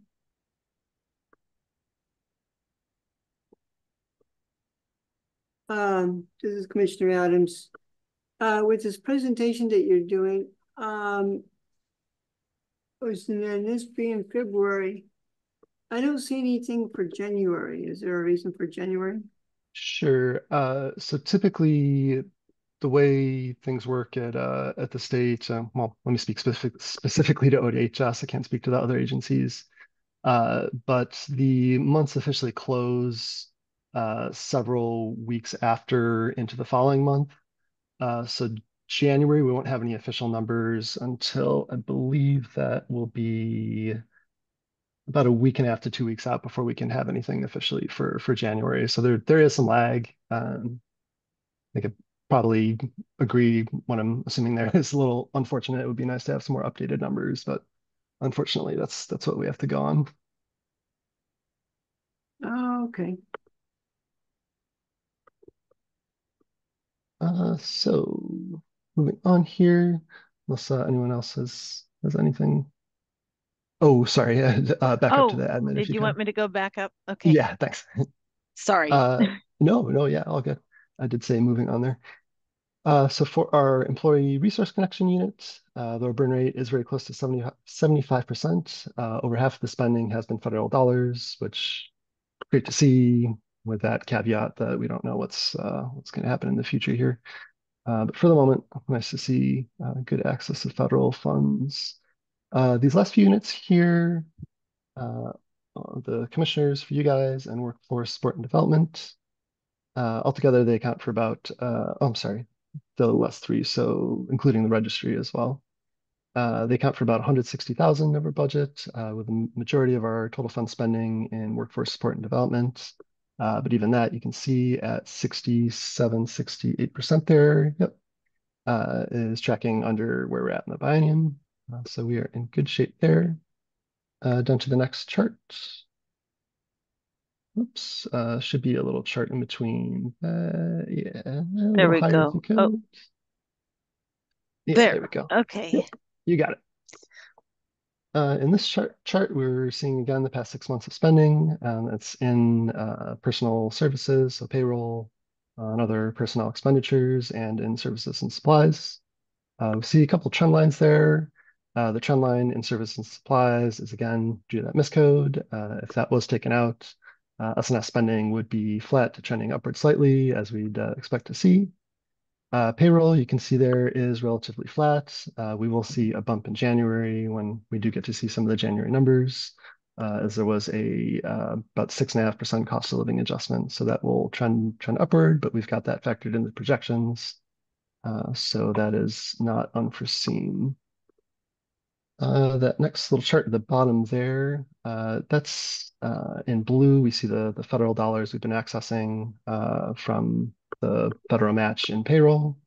Prior to, it was about July or June, there would have been no blue in that chart. On to the next section there. Yeah, so it's our developmental disability and mental health budget area in orange there. Total spending here to date is actually slightly above where we're at in the biennium, but that's not a problem as we have plenty of budget remaining elsewhere to cover this. We do continue to go over as we finish up the biennium. In terms of funding sources, our access to federal dollars has been close to 50%, so that has been good to see. So the yellow area, we've got traditional health workers. Spending here has been well under where we're at in the biennium. This is a smaller budget area, so this doesn't skew our overall numbers all that much. This is 100% state dollars, so perhaps it's good that's a smaller area. Spending this month was actually much higher than usual and actually helped us catch up a little bit in this area.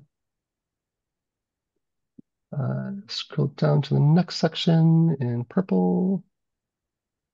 We have enhanced and exceptional workers. And again, this is a somewhat smaller budget area. Spending here is well under where we're at in the biennium as well. Actually quite low here, just 23% burn rate. In green there, we have last main area. That's our training stipend.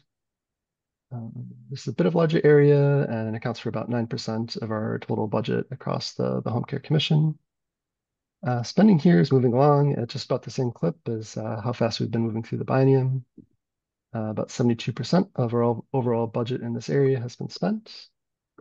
Looking at the individual units, for PSW, we're actually a little bit over with a 79% burn rate. But again, given the underspending in other areas, that's not a concern. For PCA, a much smaller unit with about a $10,000 budget, burn rate is about 53%. And lastly, we've got the HCW unit, and we're tracking closely with the pace of the biennium at about 71%. Last tiny little bit, training revenue to date has been relatively flat, about $930 through the first 18 months of the biennium. And that is everything I've got for you guys. Any questions? Yeah, this is Commissioner Adams. Why is the PCA at $10,000 and everything else is in bigger dollar amounts? Why did I only budget that way? That is a good question. I might have to defer. I don't know, Heidi or Jenny, if you guys can speak to that at all.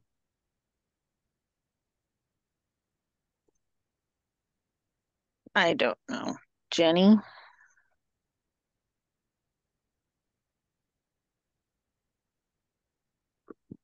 Jenny may have had to step away. I think she was having a coughing fit. Oh dear. What was the question, George? Why is $10,000 for PCA and the lab budget smaller than the rest of the budget for other things like for the PSW and the HCW? George, this is Paul Johnson, and I think Right in here. Jenny could do a better job than I answering. But I know that when I look at the three, so your home care worker APD, that's your largest number of employed providers with APD, and then your PSW with developmental disabled services. But your PCA is a much smaller program. It's a smaller number of individuals involved, and I think therefore it reflects the smaller dollar amount in the budget. So not enough PCAs, it looks like, for 10 grand. Yeah, my understanding, I think Jenny could clarify, but is that just the numbers are much smaller PCA workers as part of HSD. So why is it at a burn rate of 53.1 or 53.14%? Yeah, you're asking some good questions. I don't have an answer to that now. I can kind of dig in a little bit and maybe get an answer to that a little bit later, though. It just kind of seems odd with the difference in numbers here, and the expenditures to date is 5,313. Roberta might, when she signs back in, I see she may be able to answer that as the training manager. She may have more insights on why that percentage is lower than the other two.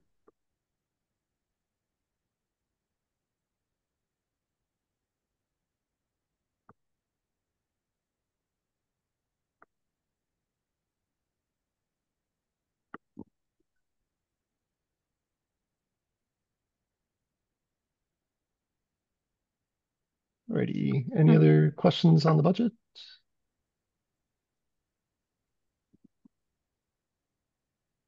No. Alrighty. Appreciate you all. Thanks, Cola. Take care. Have a great Thursday. Thank you. You too. Okay. Here is our agenda. Let me see if I can get Roberta to come in early. Is that all right with you, Marcia?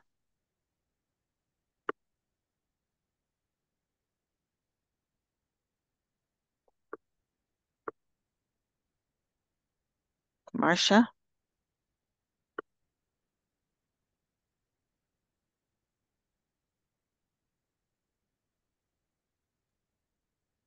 There, I'm unmuted. Oh, Okay. okay. I was wondering if perhaps James Barta and Nate Singer would be able to come in earlier. And well, anyway, we could figure out if we would have the one system or the training report, which one should come first by who was available. I just asked Roberta if she could come, but she is in another call. Okay. Let me send James a message and see if he's able to come.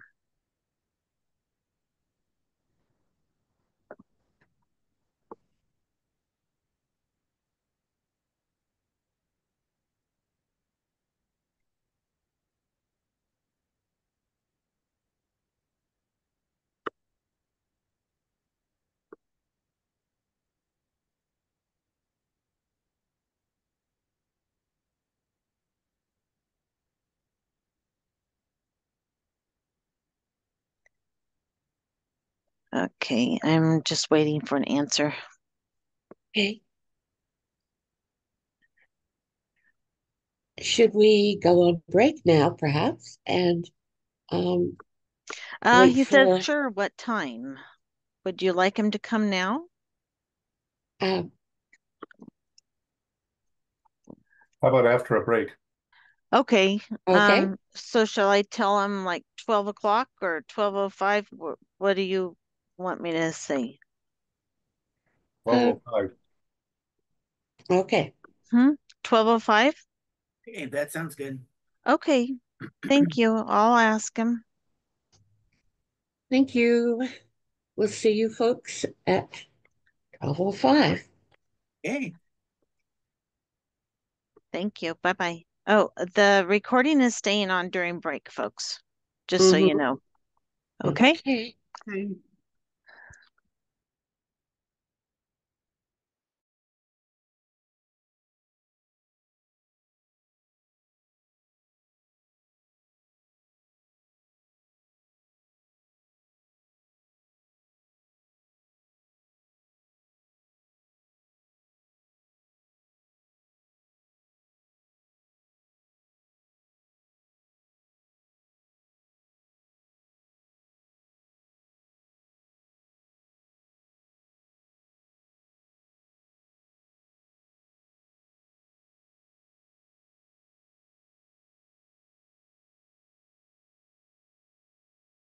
Hi, Roberta. It's Heidi. Can you hear me? Oh, yeah. We are ahead of schedule. So Marcia asked me, you were in a call, so she asked me to get James to come in early. And so we're taking a break until 12:05. Then we'll have James, and I guess you got bumped to the bottom. Okay, Is so that James, okay with you? oh yeah, absolutely. Yeah. So James and Nate will be next when you come back from a break, and then I'll go after them. Yes. Yeah, Uh-huh. that's fine. What time Okay. is the break over? 12:05. 12:05. Okay, I'll sign back in. I'm just gonna put you on mute then, I guess. 12:05. Okay. Okay, I'll come back. Thank Thank you, you. You Roberta. bet. No problem. Sorry about Sorry. that. I'm sorry about that No, too. no, no, Okay. no problem. All right. Thanks. Bye-bye. Bye-bye.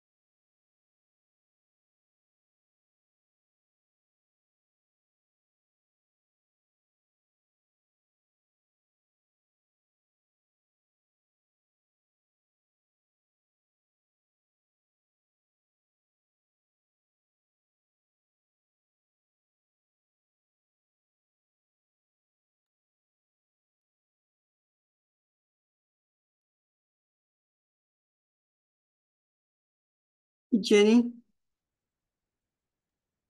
Yes.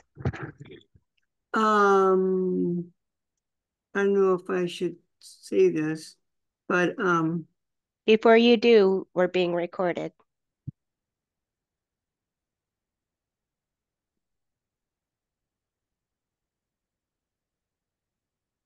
maybe Right. we can talk on the side after the meeting. Okay. Okay.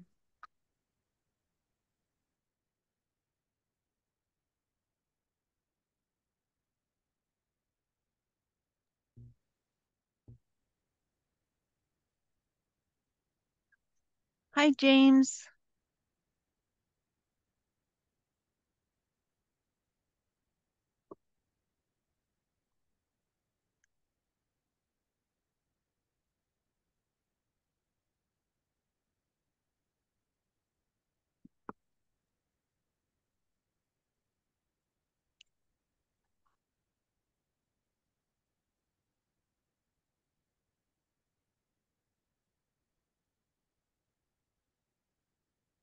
Thank you for giving us this long time for a break.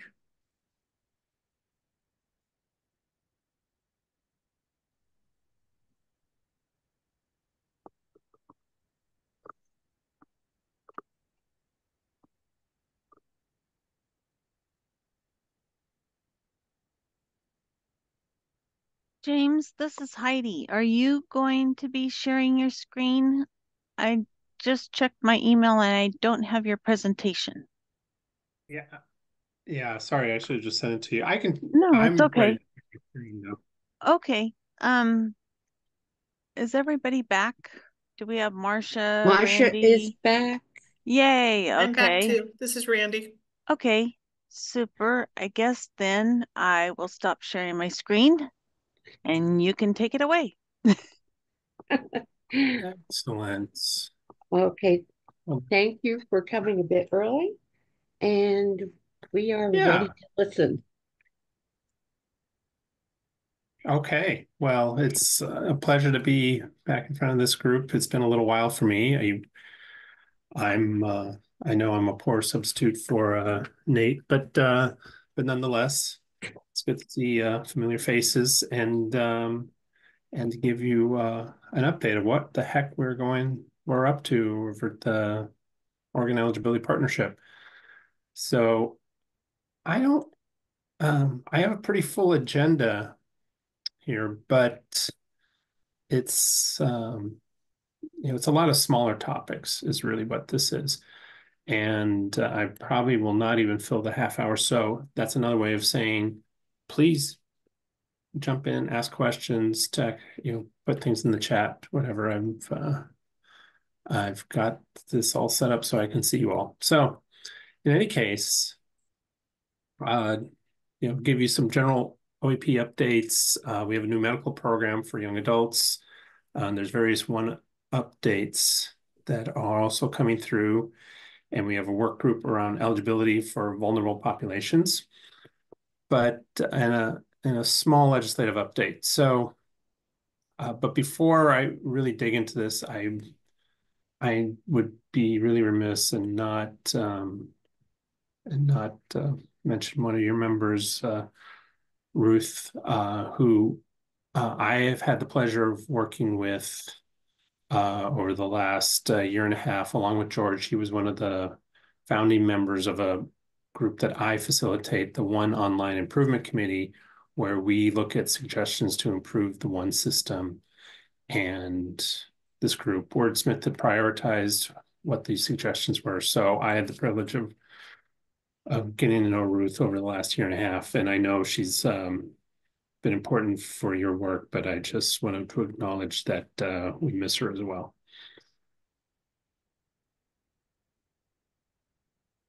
Thank you. And yeah, yeah, it's yeah. Not sure what else to say except to do that awkward transition of going to my agenda. But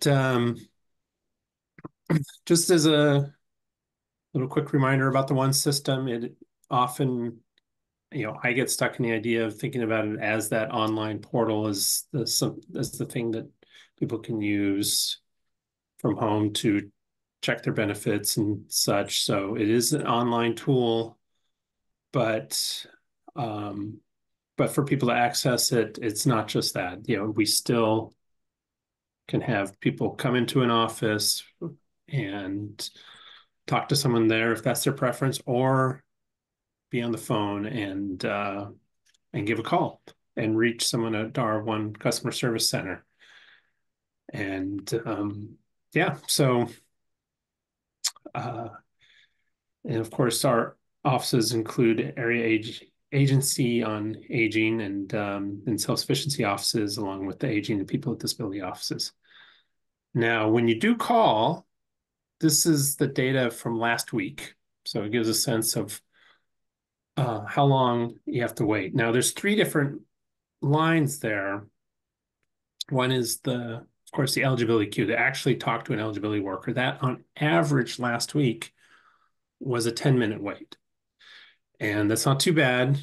It's not great. Sitting for 10 minutes, that's a long time sitting on hold. But just keep in mind too that the wait times are longer in the afternoons than they are in the mornings. So always advise people to call early.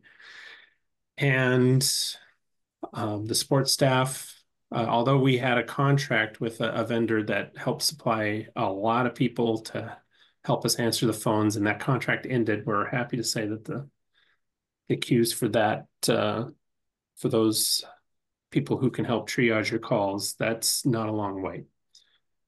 And if you are working on trying to figure out how to connect yourself to the one system, online, then that's the technical support team, and that's a separate number that you can use as well. And I'm not sure if anyone here is familiar with that, but it is a handy thing to use. So I will, I can even just drop that in their number in the chat here if anyone is curious about it. All right. Now, one other little thing that's changed this past year, and I know I talked about this, the 6 months or so ago that I last came, but we do have a line for medical assisters to call and get help with whoever they're assisting. And this has been going well. We've got good communication lines with our medical assisters, and so I'm happy to say that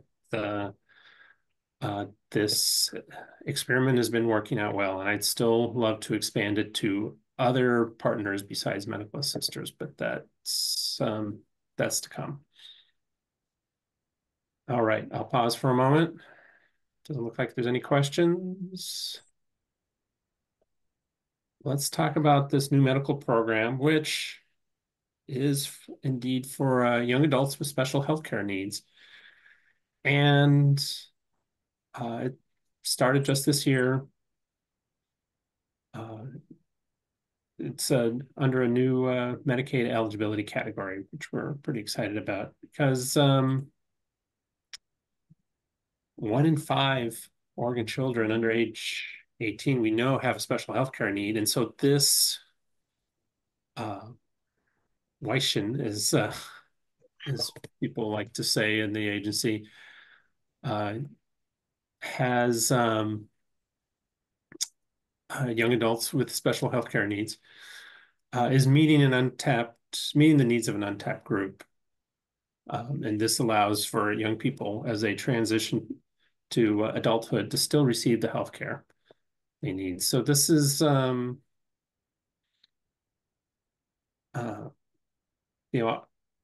just say that they often, their conditions don't go away just because they turned 18 or 19. And so to get a little more of the nitty gritty, you obviously have to meet the age requirement, have a qualifying healthcare need, and have an individual or family income up to 205% of the federal poverty level. Now, qualifying healthcare needs include physical, intellectual, and developmental disabilities, mental health conditions, and longstanding medical conditions like asthma, diabetes, or spina bifida. So you can find more of these, more information about this program at this website that I put in the chat. And just final thing about the implementation, although it started just this last month, not everyone up to age 25 will be eligible. This will just continue forward as these children who are just aging into adulthood become eligible. All right. I'm going to keep rolling on here. We have 4 different things that I'm going to spend a little bit of time on. They don't take too much, but we're expanding the number of languages that our notices go out in. I should have had this number ready in my head. I think it's about 6 or 8 languages that our notices go out in now. Through a new contract with TransPerfect, we're going to be able to translate the majority of the notices. There's 20 or so notices that represent more than 80% of all the paperwork that goes out in the mail. And so in January, we were able to add Arabic. And coming in March, we have several languages that will be coming on the docket. And in addition, there's more languages coming in May. We're going to be looking at more than 100 languages by the time this process is done. So we're pretty excited about that to increase the accessibility for these one notices that get mailed out to people and to reach them in their preferred language. Another thing that's coming up is, there are a few people who prefer to get their notices in audio form. And for the longest time, we only would send out things in cassettes. That's finally being updated. So according to whatever their preference is, they'll be sent out on audio CD or on thumb drives. Because if you're like me, your cassette players are on their last legs right now. Is my connection okay? I'm getting that notice that my connection's spotty. Okay, great. Yeah, we can hear you fine. Okay, thank you, Heidi. Another change that's coming just this next month is, by Oregon law, there's we are to collect information on, and more acronyms here, I apologize, sexual orientation and gender identity, that's SOGI. And then also race, ethnicity, language, and disability. Now, that's real deep. So coming next month, there will be a lot more questions that will be asked to people, and they're optional. There's not a mandate that people answer these questions, but it will improve our understanding of who we're reaching and who we're not, who is taking advantage of benefits and not. And as the slide says, we'll be asking about pronouns, about the sex that someone has at birth, but also their gender identity. And those questions will vary according to the age of the applicant, or the family member, I should say. So there'll also be expanded choices on the racial identity or ethnicity and tribal affiliation. And I know this is going to be a hot topic with the new administration, but this is a state law. And for now, we are going forward with it. It's scheduled for March 12th. All right. And that 4th item I had on that pretty busy slide a few items ago is rebalance redeterminations. Now, I'm sort of going to mix two different things here. We are reaching the end of the public health emergency, finally unwinding all the different policy changes that occurred during COVID. And, I'm sure you're well acquainted with that. It used to be that people had a 90-day notice, and then 60 days before their benefits were actually deactivated. But we're going back to the old timelines of 30-day notice, and then members will have that 90 days where they can say, hold it, my benefits ended, I want to reapply. And they don't have to go through the full application process. If they act within 90 days of the closure, it can just be turned back on. And I'll note, and when it comes to the public health emergency unwinding, that as of last week, 99.8% of the renewals have been completed.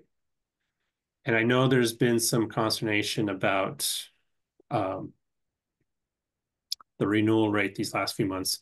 That was part of the design of how all this was going to occur. We put some of the more complex ones, the ones that might be more difficult to renew, or people were likely not to be able to renew. We put them toward the end so people would have those benefits for the longest amount of time possible. But I'll say that Oregon's renewal rate does remain high. We're at more than 80% renewal rate. And it is, we're bound by statute and by budget. There's other states that have more expansive benefit packages, and we're hoping the legislature can act upon it so we can do that as well, but we'll see. Finally, toward the bottom there is sort of a smaller but big deal thing where now, except for the bridge program, most everyone in receiving medical benefits will have 2-year eligibility, and at least I know in OHP, and the trick is, how do we spread those out over those renewals over 2 years for staffing purposes and for just a smooth functioning system? And that's still to be developed. I just know that it's coming, and CMS has authorized Oregon to adjust these redetermination dates. And so the whole point will be to just make sure not everyone is renewing at the same time, and then there's these lulls. And you can see a little bit more information, although, like I said, it's still a lot of the details are still to be determined at this website. All right. Just pausing for a moment. Okay, well, let's talk about this work group for working on eligibility for vulnerable populations. The slide explains it. We're working to improve the long-term care services for those who are also seeking care related to these 4 different items. And we recognize that a lot of these cases are complex, and that it's important for people to, for caseworkers to be able to understand a complex case more quickly. So we're still in the early stages, but we're looking at the establishment of a dedicated long-term care phone line. So this will allow, if someone calls in and has this long-term care case, they'll reach these specialists who can work with these systems. We already have within the eligibility team people who are designated as long-term care specialists, but this way now there'll be a phone line to connect directly with them. In addition, if you have a AAA case, maybe a streamlined call routing system to connect directly with assign branches maybe in their area. So they're reaching people who have not only more experience with long-term care cases, these complex cases, but also more likely to have someone who lives in their area who has worked with them before. So these are issues that we've recognized as a problem and are working toward solve. So this is early on, but I was just excited to be able to report on this as well. Is everyone still with me? James, this is Commissioner Adams. I wanted to let everybody know how hard we as a committee on your side have worked hard through all this to make sure that everything was and is in proper place. Thank you, George. Yeah, and I know this group has put in a lot of work and I'm sure faced a lot of issues around these cases. So. Marcia, you came off of mute. Do you have a comment? No, I was just getting ready at some point to, not ready to go yet. Well, maybe I will. Is anything being done on case management, pardon me, case management side? If you have complex care needs, it's been a long time dream of mine that they would have case managers who are committed and are familiar with a complex case. I know for many, many years, every time my case manager spoke to me, she says, I've never had anybody with as many hours or as much going on as you. Um, in in a lot of ways, although I I have been a teacher in the past and it's incurable. Uh, I continue on doing that, but um, I do wish that my case manager was more familiar with having a team of people, having people with complex needs, and that would make a great matchup with your revisions in on eligibility. There, I've voiced my dream. Go ahead. I love to hear dreams of things working well because that always reminds us of where we work towards. Um, being from the Oregon Eligibility Partnership, we're the ones who develop systems for eligibility determination. The case management is uh, something with aging and people with disabilities, and I'm not as familiar with that, I'm afraid to say. But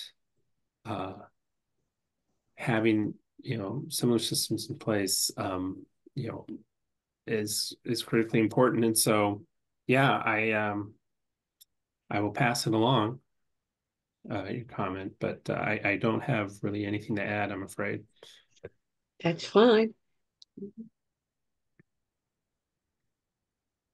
All right. Well, then I'll go on to my last subject I had, and just a little preview of what we'll be talking about at the legislature. OD, Department of Human Services presentation isn't until mid-March, but as Nate and other leadership were telling me, it's the caseloads are high, and our staffing level is only at 55% of our workload model. And lead workers, there's even a bigger shortage. We're only a little more than a third of our workload model. So we will be working to use the budget we have to get positional authority to hopefully move closer to 75% of our caseload, or of our, excuse me, 75% of our workload model for this caseload. But it's part of the dedication and work of our eligibility staff and our system to be able to handle this workload as it is. So it's it's a little frustrating, but we're doing our best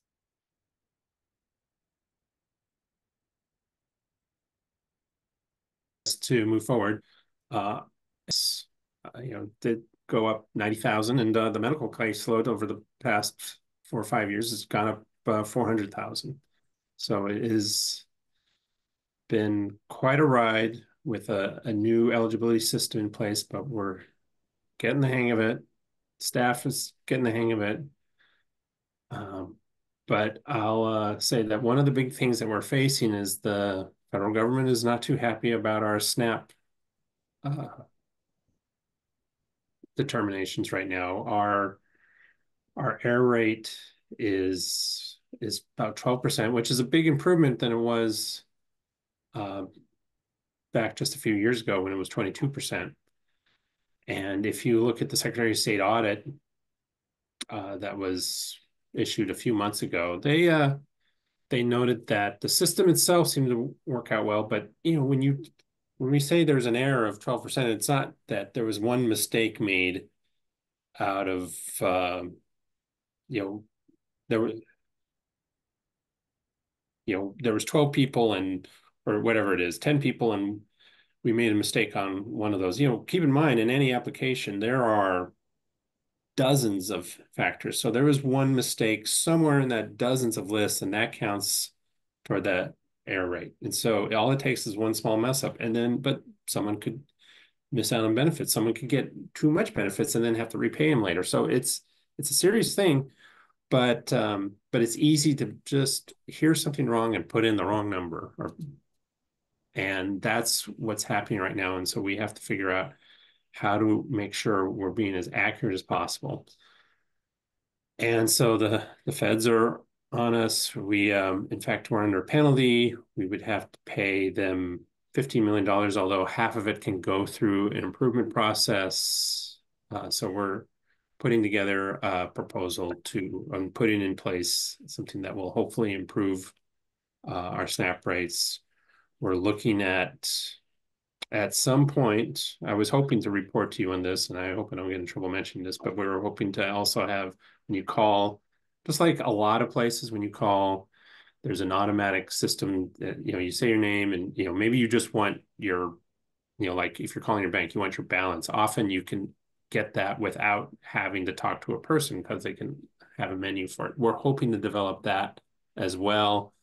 But we want to make sure when it comes out, we do it right. So it's still a little ways away, but that should be coming out soon. But that's just a very brief review of what we'll be talking to the legislature about. And that's my presentation.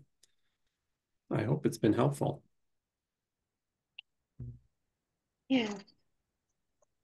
Does anyone have questions for James?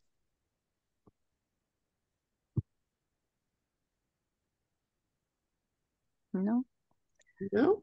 James, thank you for being so flexible and coming on sooner.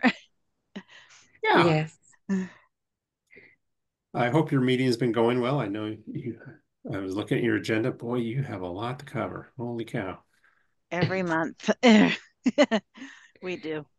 I appreciate your work, and to be follow it more closely, because I know it's a lot of good work that you do here. Thank you, James. Okay. Thank We you. will. Thank you. We will see you in a few months. Yes, absolutely. Okay. Okay, bye. All right. Okay. Thank you. And we can have a copy of your presentation, sure? Yes, I'm going to Yes. email it over to you right now. Beautiful. Okay, Heidi. Yeah. Thank you very much. Thanks, James. All right. So Okay. then it looks like we are at Roberta and the training report. There she is. All right. Hi, everybody. And I apologize for leaving you. I'm back. And Heidi, would it be okay if I shared my screen? Of course. It might be just easier that way.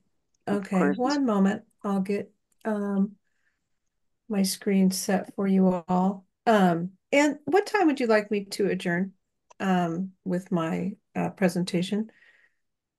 Do you have a set Well, predetermined time? So I just want to pace myself accordingly. we originally had 15 minutes 15? Okay. for you, but if you have information you want to share, I Okay. suppose we will listen. 15 sounds great. And I'll just jump right in. Can you see my screen? It says OHTC Yes. training update. Yes. Okay, great. Mhm. So I did a summary and I'd be happy to share this document with you. But I wanted to go over some of the course updates that are happening as we speak. Some are complete and some are actually in progress. So as you know, the Oregon Home Care Commission training program runs primarily Monday through Friday, 8 to 5. However, we do spill into the evenings sometimes, and we do sometimes train on the weekend. We are continuing to train in English, Chinese, Vietnamese, Russian, Spanish, Arabic, and Somali. So we have 7 languages we're training in. The credits that they earn will go towards one of our certifications that we offer. So every class that a person takes will give them credit towards one or another certification. Okay. So the ones you're seeing on the screen right here are all related to the professional development certification. And I'm happy to report that the serious incident prevention course is going to be a really fantastic new course that will be offered. We're doing a pilot in February, and then it'll roll out on in March for those who are trying to get their very first professional development certification. They'll need to take this class. And for those who are going to be renewing their certification, we gave them a little extra time, and they'll go into effect. Those getting their renewal by May 1st will need to have this course. This course will be a total of 5 hours. They'll take the first 2 hours online at their own pace. It's a self-led, no instructor will be present. And then after they complete the first part of the class, then they sign up and take led with an instructor a webinar Zoom meeting. That'll be 3 hours. And that Zoom class will be reflective of the information that they've learned in this class. We're really focusing on areas that are at high risk for a person living in home. We want to bring education to our providers so that they can help reduce the risk, and then sometimes even maybe hopefully eliminate the risk. The areas that can cause a person to wind up in the emergency room, wind up in the hospital, wind up having a change in their condition, sometimes temporarily, sometimes permanent. But the areas that we're focusing on are wounds, someone who is at risk for getting a wound, so we'll do some education around that. Urinary tract infections, I put down as UTI. Falls, sepsis, that's an infection that takes over your whole body, runs through the bloodstream. Very, very serious. Medications, and by that I mean medication mismanagement in most cases, or medication effects that could cause a person to have a serious incident. And then the last one is behavioral health.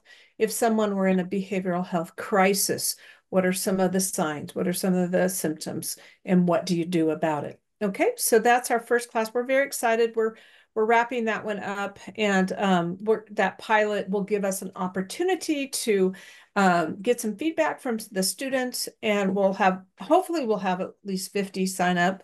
And we're going to be offering that webinar twice a month.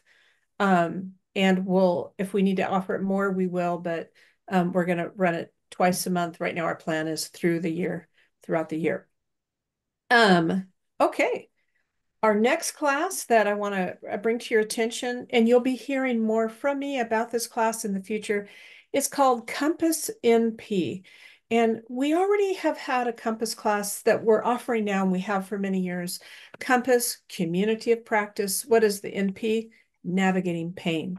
So those who will attend this class will be people who are suffering from chronic back pain. And trust me, we've got plenty of providers who qualify for that.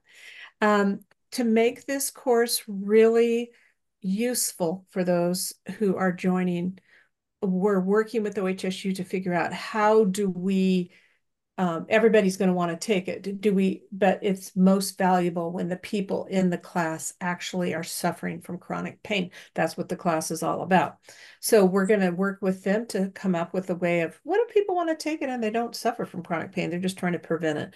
How do we advertise that? How do we sort that out? So we still have a lot of things to plan on this one as far as launching it. But the class itself is written and written by OHSU. They're the authors, and that is from their research department who works with workmen's compensation. So it will be a professional development certification safety course, just like the Compass, but I'll propose that. I'm sorry, I shouldn't assume that, but I'll bring that to you when we get that class ready to accept. And then the pilot classes have been completed. There were 2 pilot classes in September. We provided the home care worker list to OHSU, and then our workers volunteered to take it. And then they also went to the union in Washington, and they did 2 classes out of Washington's system as well. So they've had 4 pilot classes complete. And we also had the researchers come to our training committee in January and do their presentation. So we got to see a little bit about that and hear all about it. It is a cohort style. There'll be 10 different cohorts, 10 different classes that the person would complete. And sorry about that. And they stay together the whole 10 classes. All right. So the next, that one's coming, and I'll bring information to you as we get closer to launch. Mental health first aid youth. This was on our list of wish lists for many years, and we now have it. And we have an amazing instructor that trains it online. We're not training it in person yet because to train these specialties, the instructor does have to be certified in that. But we've just started it I think maybe 1 month now we've trained it.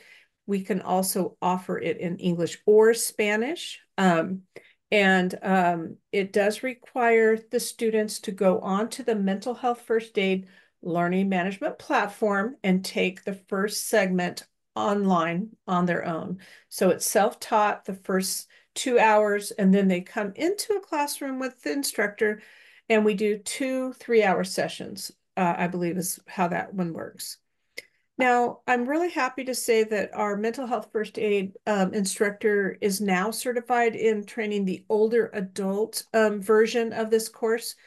The older adult version is the one that, if you recall, we used to train this by connecting with the county behavioral health agencies around the state. And the one that they always taught was the older adult one. And now we're able to train that one through Teresa Culver, our instructor. She also trains one, and that one she trains in person, and it can be trained online. We brought it into our exceptional certification course for home care workers. We moved it into that class because it's such great material, and we pulled out some of our material that we were training that was along the same lines. But when they finish, they actually have the mental health first aid certificate. And then we also are training the mental health first aid adults class. That's, more for any person who's an adult. And we're doing that one in person mainly.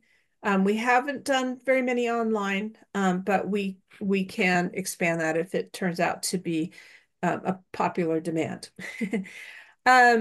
These mental health first aid classes, I'm going to say, if you all of them except for the one in person, they require what I would say maybe an intermediate level of computer skills. They are not necessarily going to be extremely easy for someone who's never picked up a computer online. I mean, a computer class online. yes, they can do it, and we have, trust me, we've got perfect step-by-step instructions, and the instructors help one-on-one, we help one-on-one. But my plan for the future is to really be able to identify which one of our online classes have beginning skills and more intermediate. And this is a little bit more intermediate because they do have to sign into a new learning management system. They do need to take a survey and a quiz, what we call an assessment. And then they need to take the in-person or the online with the webinar. And then they need to come back and take their assessment and then download their certificate. So some skills are needed. Respiratory care course. We've taught this for years, and we now have a new solid instructor training it, and we recreated the PowerPoint, the worker guide, we updated all the data and the videos. We kept the same format, so that's why I call it refreshed. And it's a nice class. If we come back around and redo it, we'll change the formatting of the class so it has a little bit of additional or different information in there. But it's it looks really good, and the instructor was very grateful for us for doing that. Any questions about any of this? I'm just really feeling happy to be here where we can offer a variety of mental health first aid classes. We are planning on reaching out to all personal care attendants. However, this class is not just for personal care attendants. This is for any person. So that is really going to be beneficial for the PCAs, of course, but it's also going to be beneficial for personal support workers here, and these for the home care workers. Okay, if there's no questions, I'll move. Oh, any questions? Oh, yes, Paul, thank you. Sorry, didn't see your hand there. Kind of just an open-ended question. Are you do you feel that like many of the new home care workers or personal support workers, et cetera, are sufficiently aware of these courses and the certifications and so forth? Are you seeing some growth in the numbers? And I'm just, Yeah. these are Yeah. helpful, and just want to make sure. I know in the newsletter they're clearly, mentioned and so forth. I just was wondering if you feel that newer people particularly are made aware of these and are be able to sign up.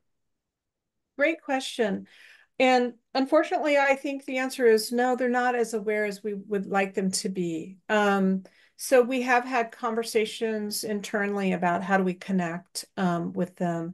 I did check with Carewell, and our Elevate newsletter is not currently being passed out during orientation. To me, that's the best place to get them connected. I think they do learn about the training program, but I have it on my list to connect in with the leadership of Carewell to see if we can always provide them with enough Elevate newsletters to pass out to anyone in the state coming to an orientation. I think that would be a good connection. I am interested in hearing people's ideas at a later date. Maybe Paul, you can come to our training committee and brainstorm with us one of these days about connecting in with brand new providers. Because when we do connect in with them, they love to hear about it. We get a lot of positive feedback on these mental health first aid courses.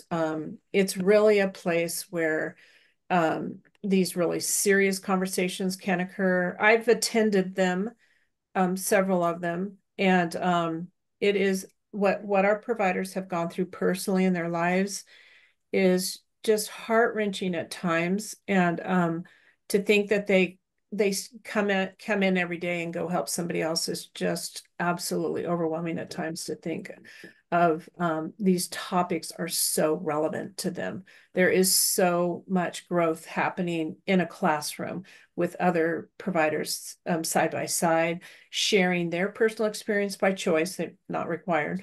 And then, but also just learning, how do you help somebody who might be in a mental health crisis? What do you do? What should I say? What do I do? What are my next steps? I don't want to make a mistake. So this is really important. And I think we can never do enough outreach. Um, there's so many people who could come through our program that don't know about it. And so we have great hopes to improve and increase our visibility. So thank you for bringing that up. And I'm gonna make a note to include you in for future conversations. You probably have some great ideas on what we can do. Roberta, it's Yes, Marcia. Marcia. Hi, Marcia. Hi. Is there a fee for people who are not part of home care to attend the mental health courses? Yeah, that's a great question. If they are a consumer employer of the program, no, there's not. If they are a staff person who, like a case manager who needs to come, they would just need to call me and I would make sure that there's room in the classroom for them or online.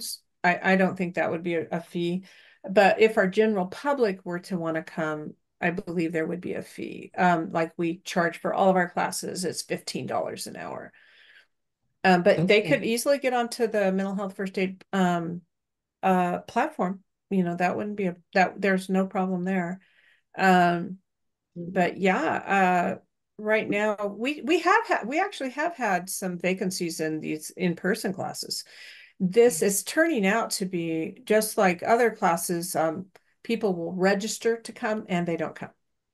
So it's no different with this class than it is any other class. Yeah. So we usually do have space. We do keep the numbers limited because the instructors really are not allowed to train that large of they have a quota that they can train, and we haven't hit it yet, but it's there is some parameters that the program requires. Good Yes. question though. Yeah. I have some apartment resident managers who They want to are take it. waiting for this. Oh, that's really wonderful. Maybe I can connect with you a little later and we can talk about that. Okay? Okay, very good. Yeah. So for staffing at the training unit, we have had this fall, we have had some, this winter we've had some little bit of shortages, and we've been trying to mitigate the shortages with some GALT temporary employees, and we have 2 of them on staff right now. And we moved Candace into a vacancy, which is the certification coordinator. We can't live without that one filled. And so we're running right now with 2 GALT temporary employees, and I have one other person in the unit that will be going out very soon.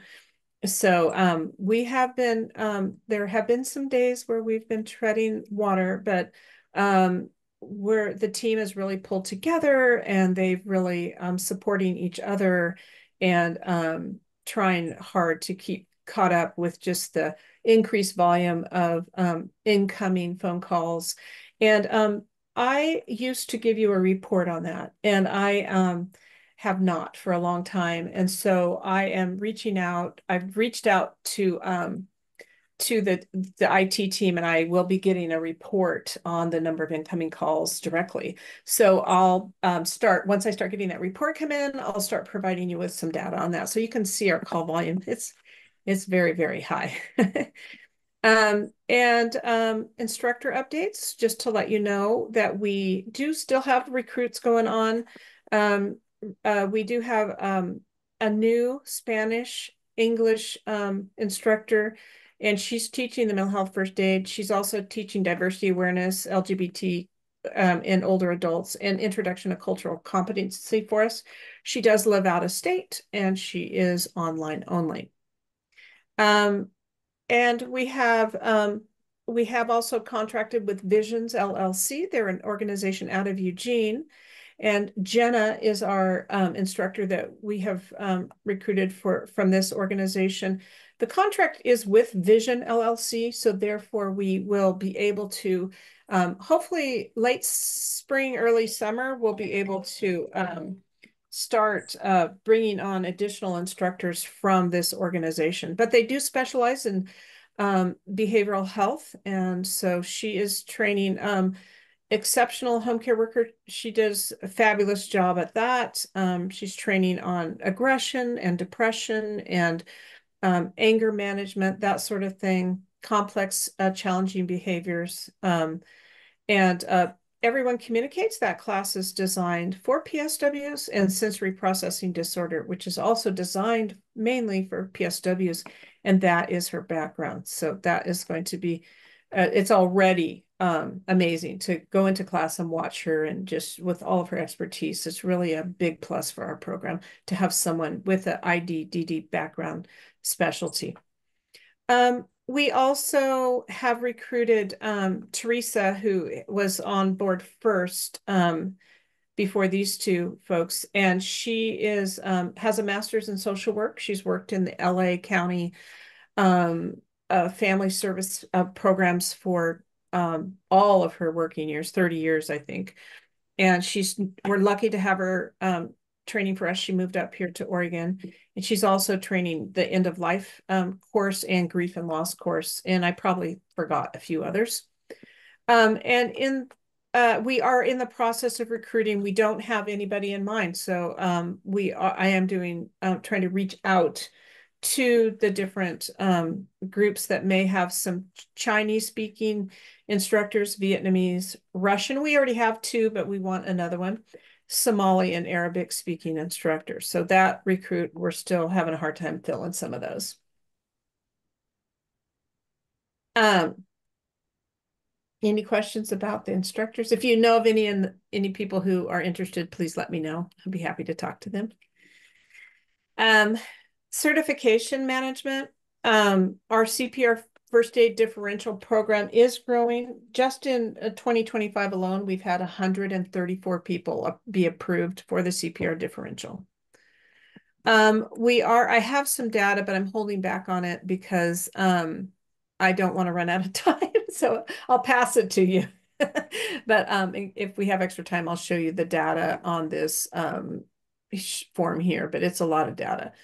So enhanced, we do offer the enhanced certification monthly. Same VDQ, it's not monthly, but it's like every 5 weeks, I think 6 weeks. But they can start it monthly anyway. And then professional development certification, someone could get their full certification in 1 month or less. That's how many classes we offer. And then we're offering the exceptional home care worker quarterly. We just finished this week with one. So next quarter, we'll see if we can recruit others to come. And then, of course, a CPR first aid card, which is the differential any day of the week, anytime you want, just sign up and we'll get you in. Okay. Yes, Paul, did you have a question? We'll stop right here. Yeah, I always have questions. That's great. I'm glad. No, but just regarding the certifications that you were just addressing, the VDQ, et cetera. Yes. And again, you're probably doing all this, or likely. Is there a way, maybe, again, I know they're in the newsletter, very good information provided, maybe even sending like an email blast to home care workers, or again, personal support, just some type of a creative, quick reminder that these Absolutely. certification courses are available. And I don't know, sometimes I think maybe one, like that, again, the information is great in the newsletter, but maybe a different Doesn't hit way of everybody. presented Yeah. might catch someone's attention. Kind of the shotgun approach, using different ways. Just crossed my mind. The That's work you're great. doing, and these are great trainings. I just want to make sure we get Yeah, as many, absolutely. trained. Thank you for that. Yeah, I should have mentioned that we have a little advantage over the VDQ and the exceptionalists. We know who receives the services, and therefore we know who provides the services. So every single person who doesn't have a certificate gets a email from us before we train it. Plenty of time ahead to sign up, answer all our questions. We even send them a survey so we can gather information from them when we do this exceptional. But yeah, everybody, I get information. I'm connected in with Margaret May and the APD policy team who's approving people. So if they get a new person who qualifies for this VDQ program, they let me know. I get notified the same time they're getting approval. So we keep really close eye on people so that they don't miss out on training and, of course, a wage increase. So thank you for that. And then we have a lot of miscellaneous projects going on. And one of them kind of goes along with what Paul was mentioning today. We're working on improving improving how providers contact us. We know our call volumes are very high and they are very long conversations, and it reduces the number of people we can help per day. So we're trying to be kind of like thinking differently about how do we connect with people and get them the information quickly. How can we do more automation? How can we provide them with more videos? If you sign on to our providers now can sign on. We have a bulletin board and they can click on it and it'll walk them through all the steps of video that we've made about how to use the learning management system. So we're going to be doing more clips that are real shorter and easy and just honing in on one issue. We think that'll really help them. We're trying to help them help themselves. And we're going to be increasing our coverage on incoming calls. I'll have 3 people answering the live calls coming in as opposed to 1 coming up soon. We have to do soft phones, which is electronic phones, and we have to put them all in the same group. So there's a lot of technical work to go into creating that little miniature call center.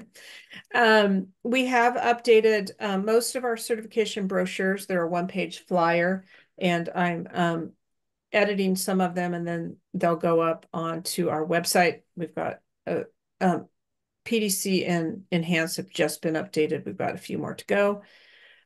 We are trying to think about how we can make our Elevate newsletter easier read. We might be doing a highlight page on it, something like that, because it is 30 pages long and people do get overwhelmed with more information we know. So I'm going to come back and visit with you later on those ideas.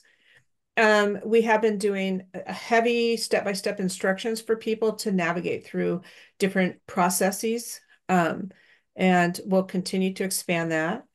We're going to continue with our professional development certification in-person conferences. They're really starting to pick up momentum. We're really having a great connection with people, and we're able to sit with them and their phones and show them how to help themselves. So that's been real helpful too. We are trying to recruit some training committee participation. We're working with SEIU on that. So that's great. Thank you, Jenny, for your support on that.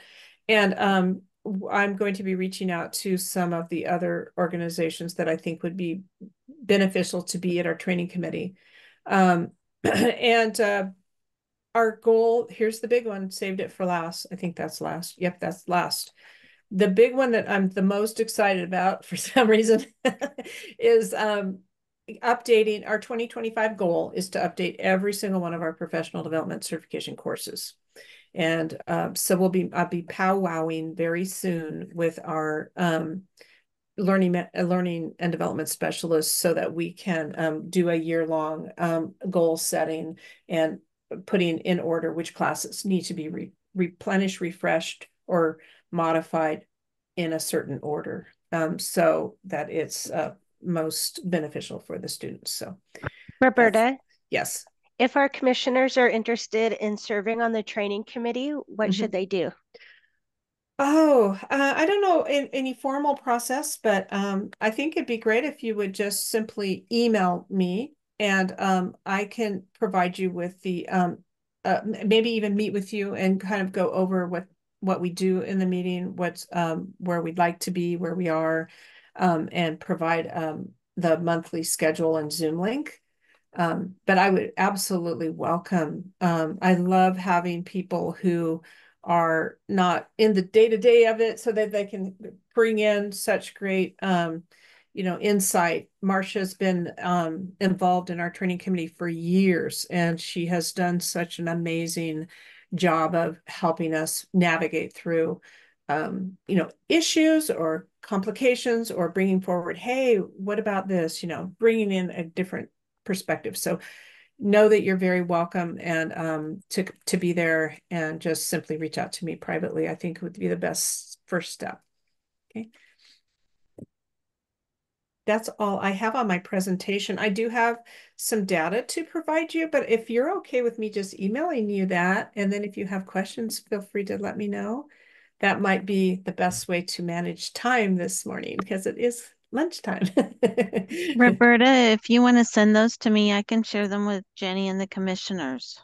That would be fantastic. Thank I will you. do that. Yeah, do that right now. Super. Thank you, everyone, for your time. I really appreciate it. And I'm sorry I went over. Just had a little bit extra there that wanted to sneak in. That's okay. Thank Okay. you very much, Roberta. Thank And you. yes, and it looks like we have come to the end of the printed agenda. Yep. Our next meeting will be on March 6th, 2025. Huh. Yeah, that's right. It's 28 days. Yes. Okay. So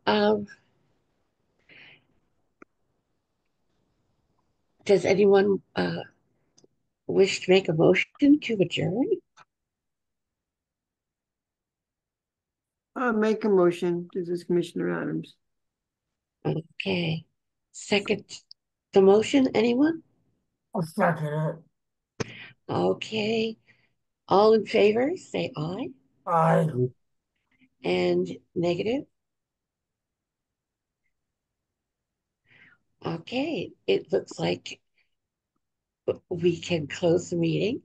And thank you for all your attendance and your comments, and for all the thinking you're going to do before the next time we get together.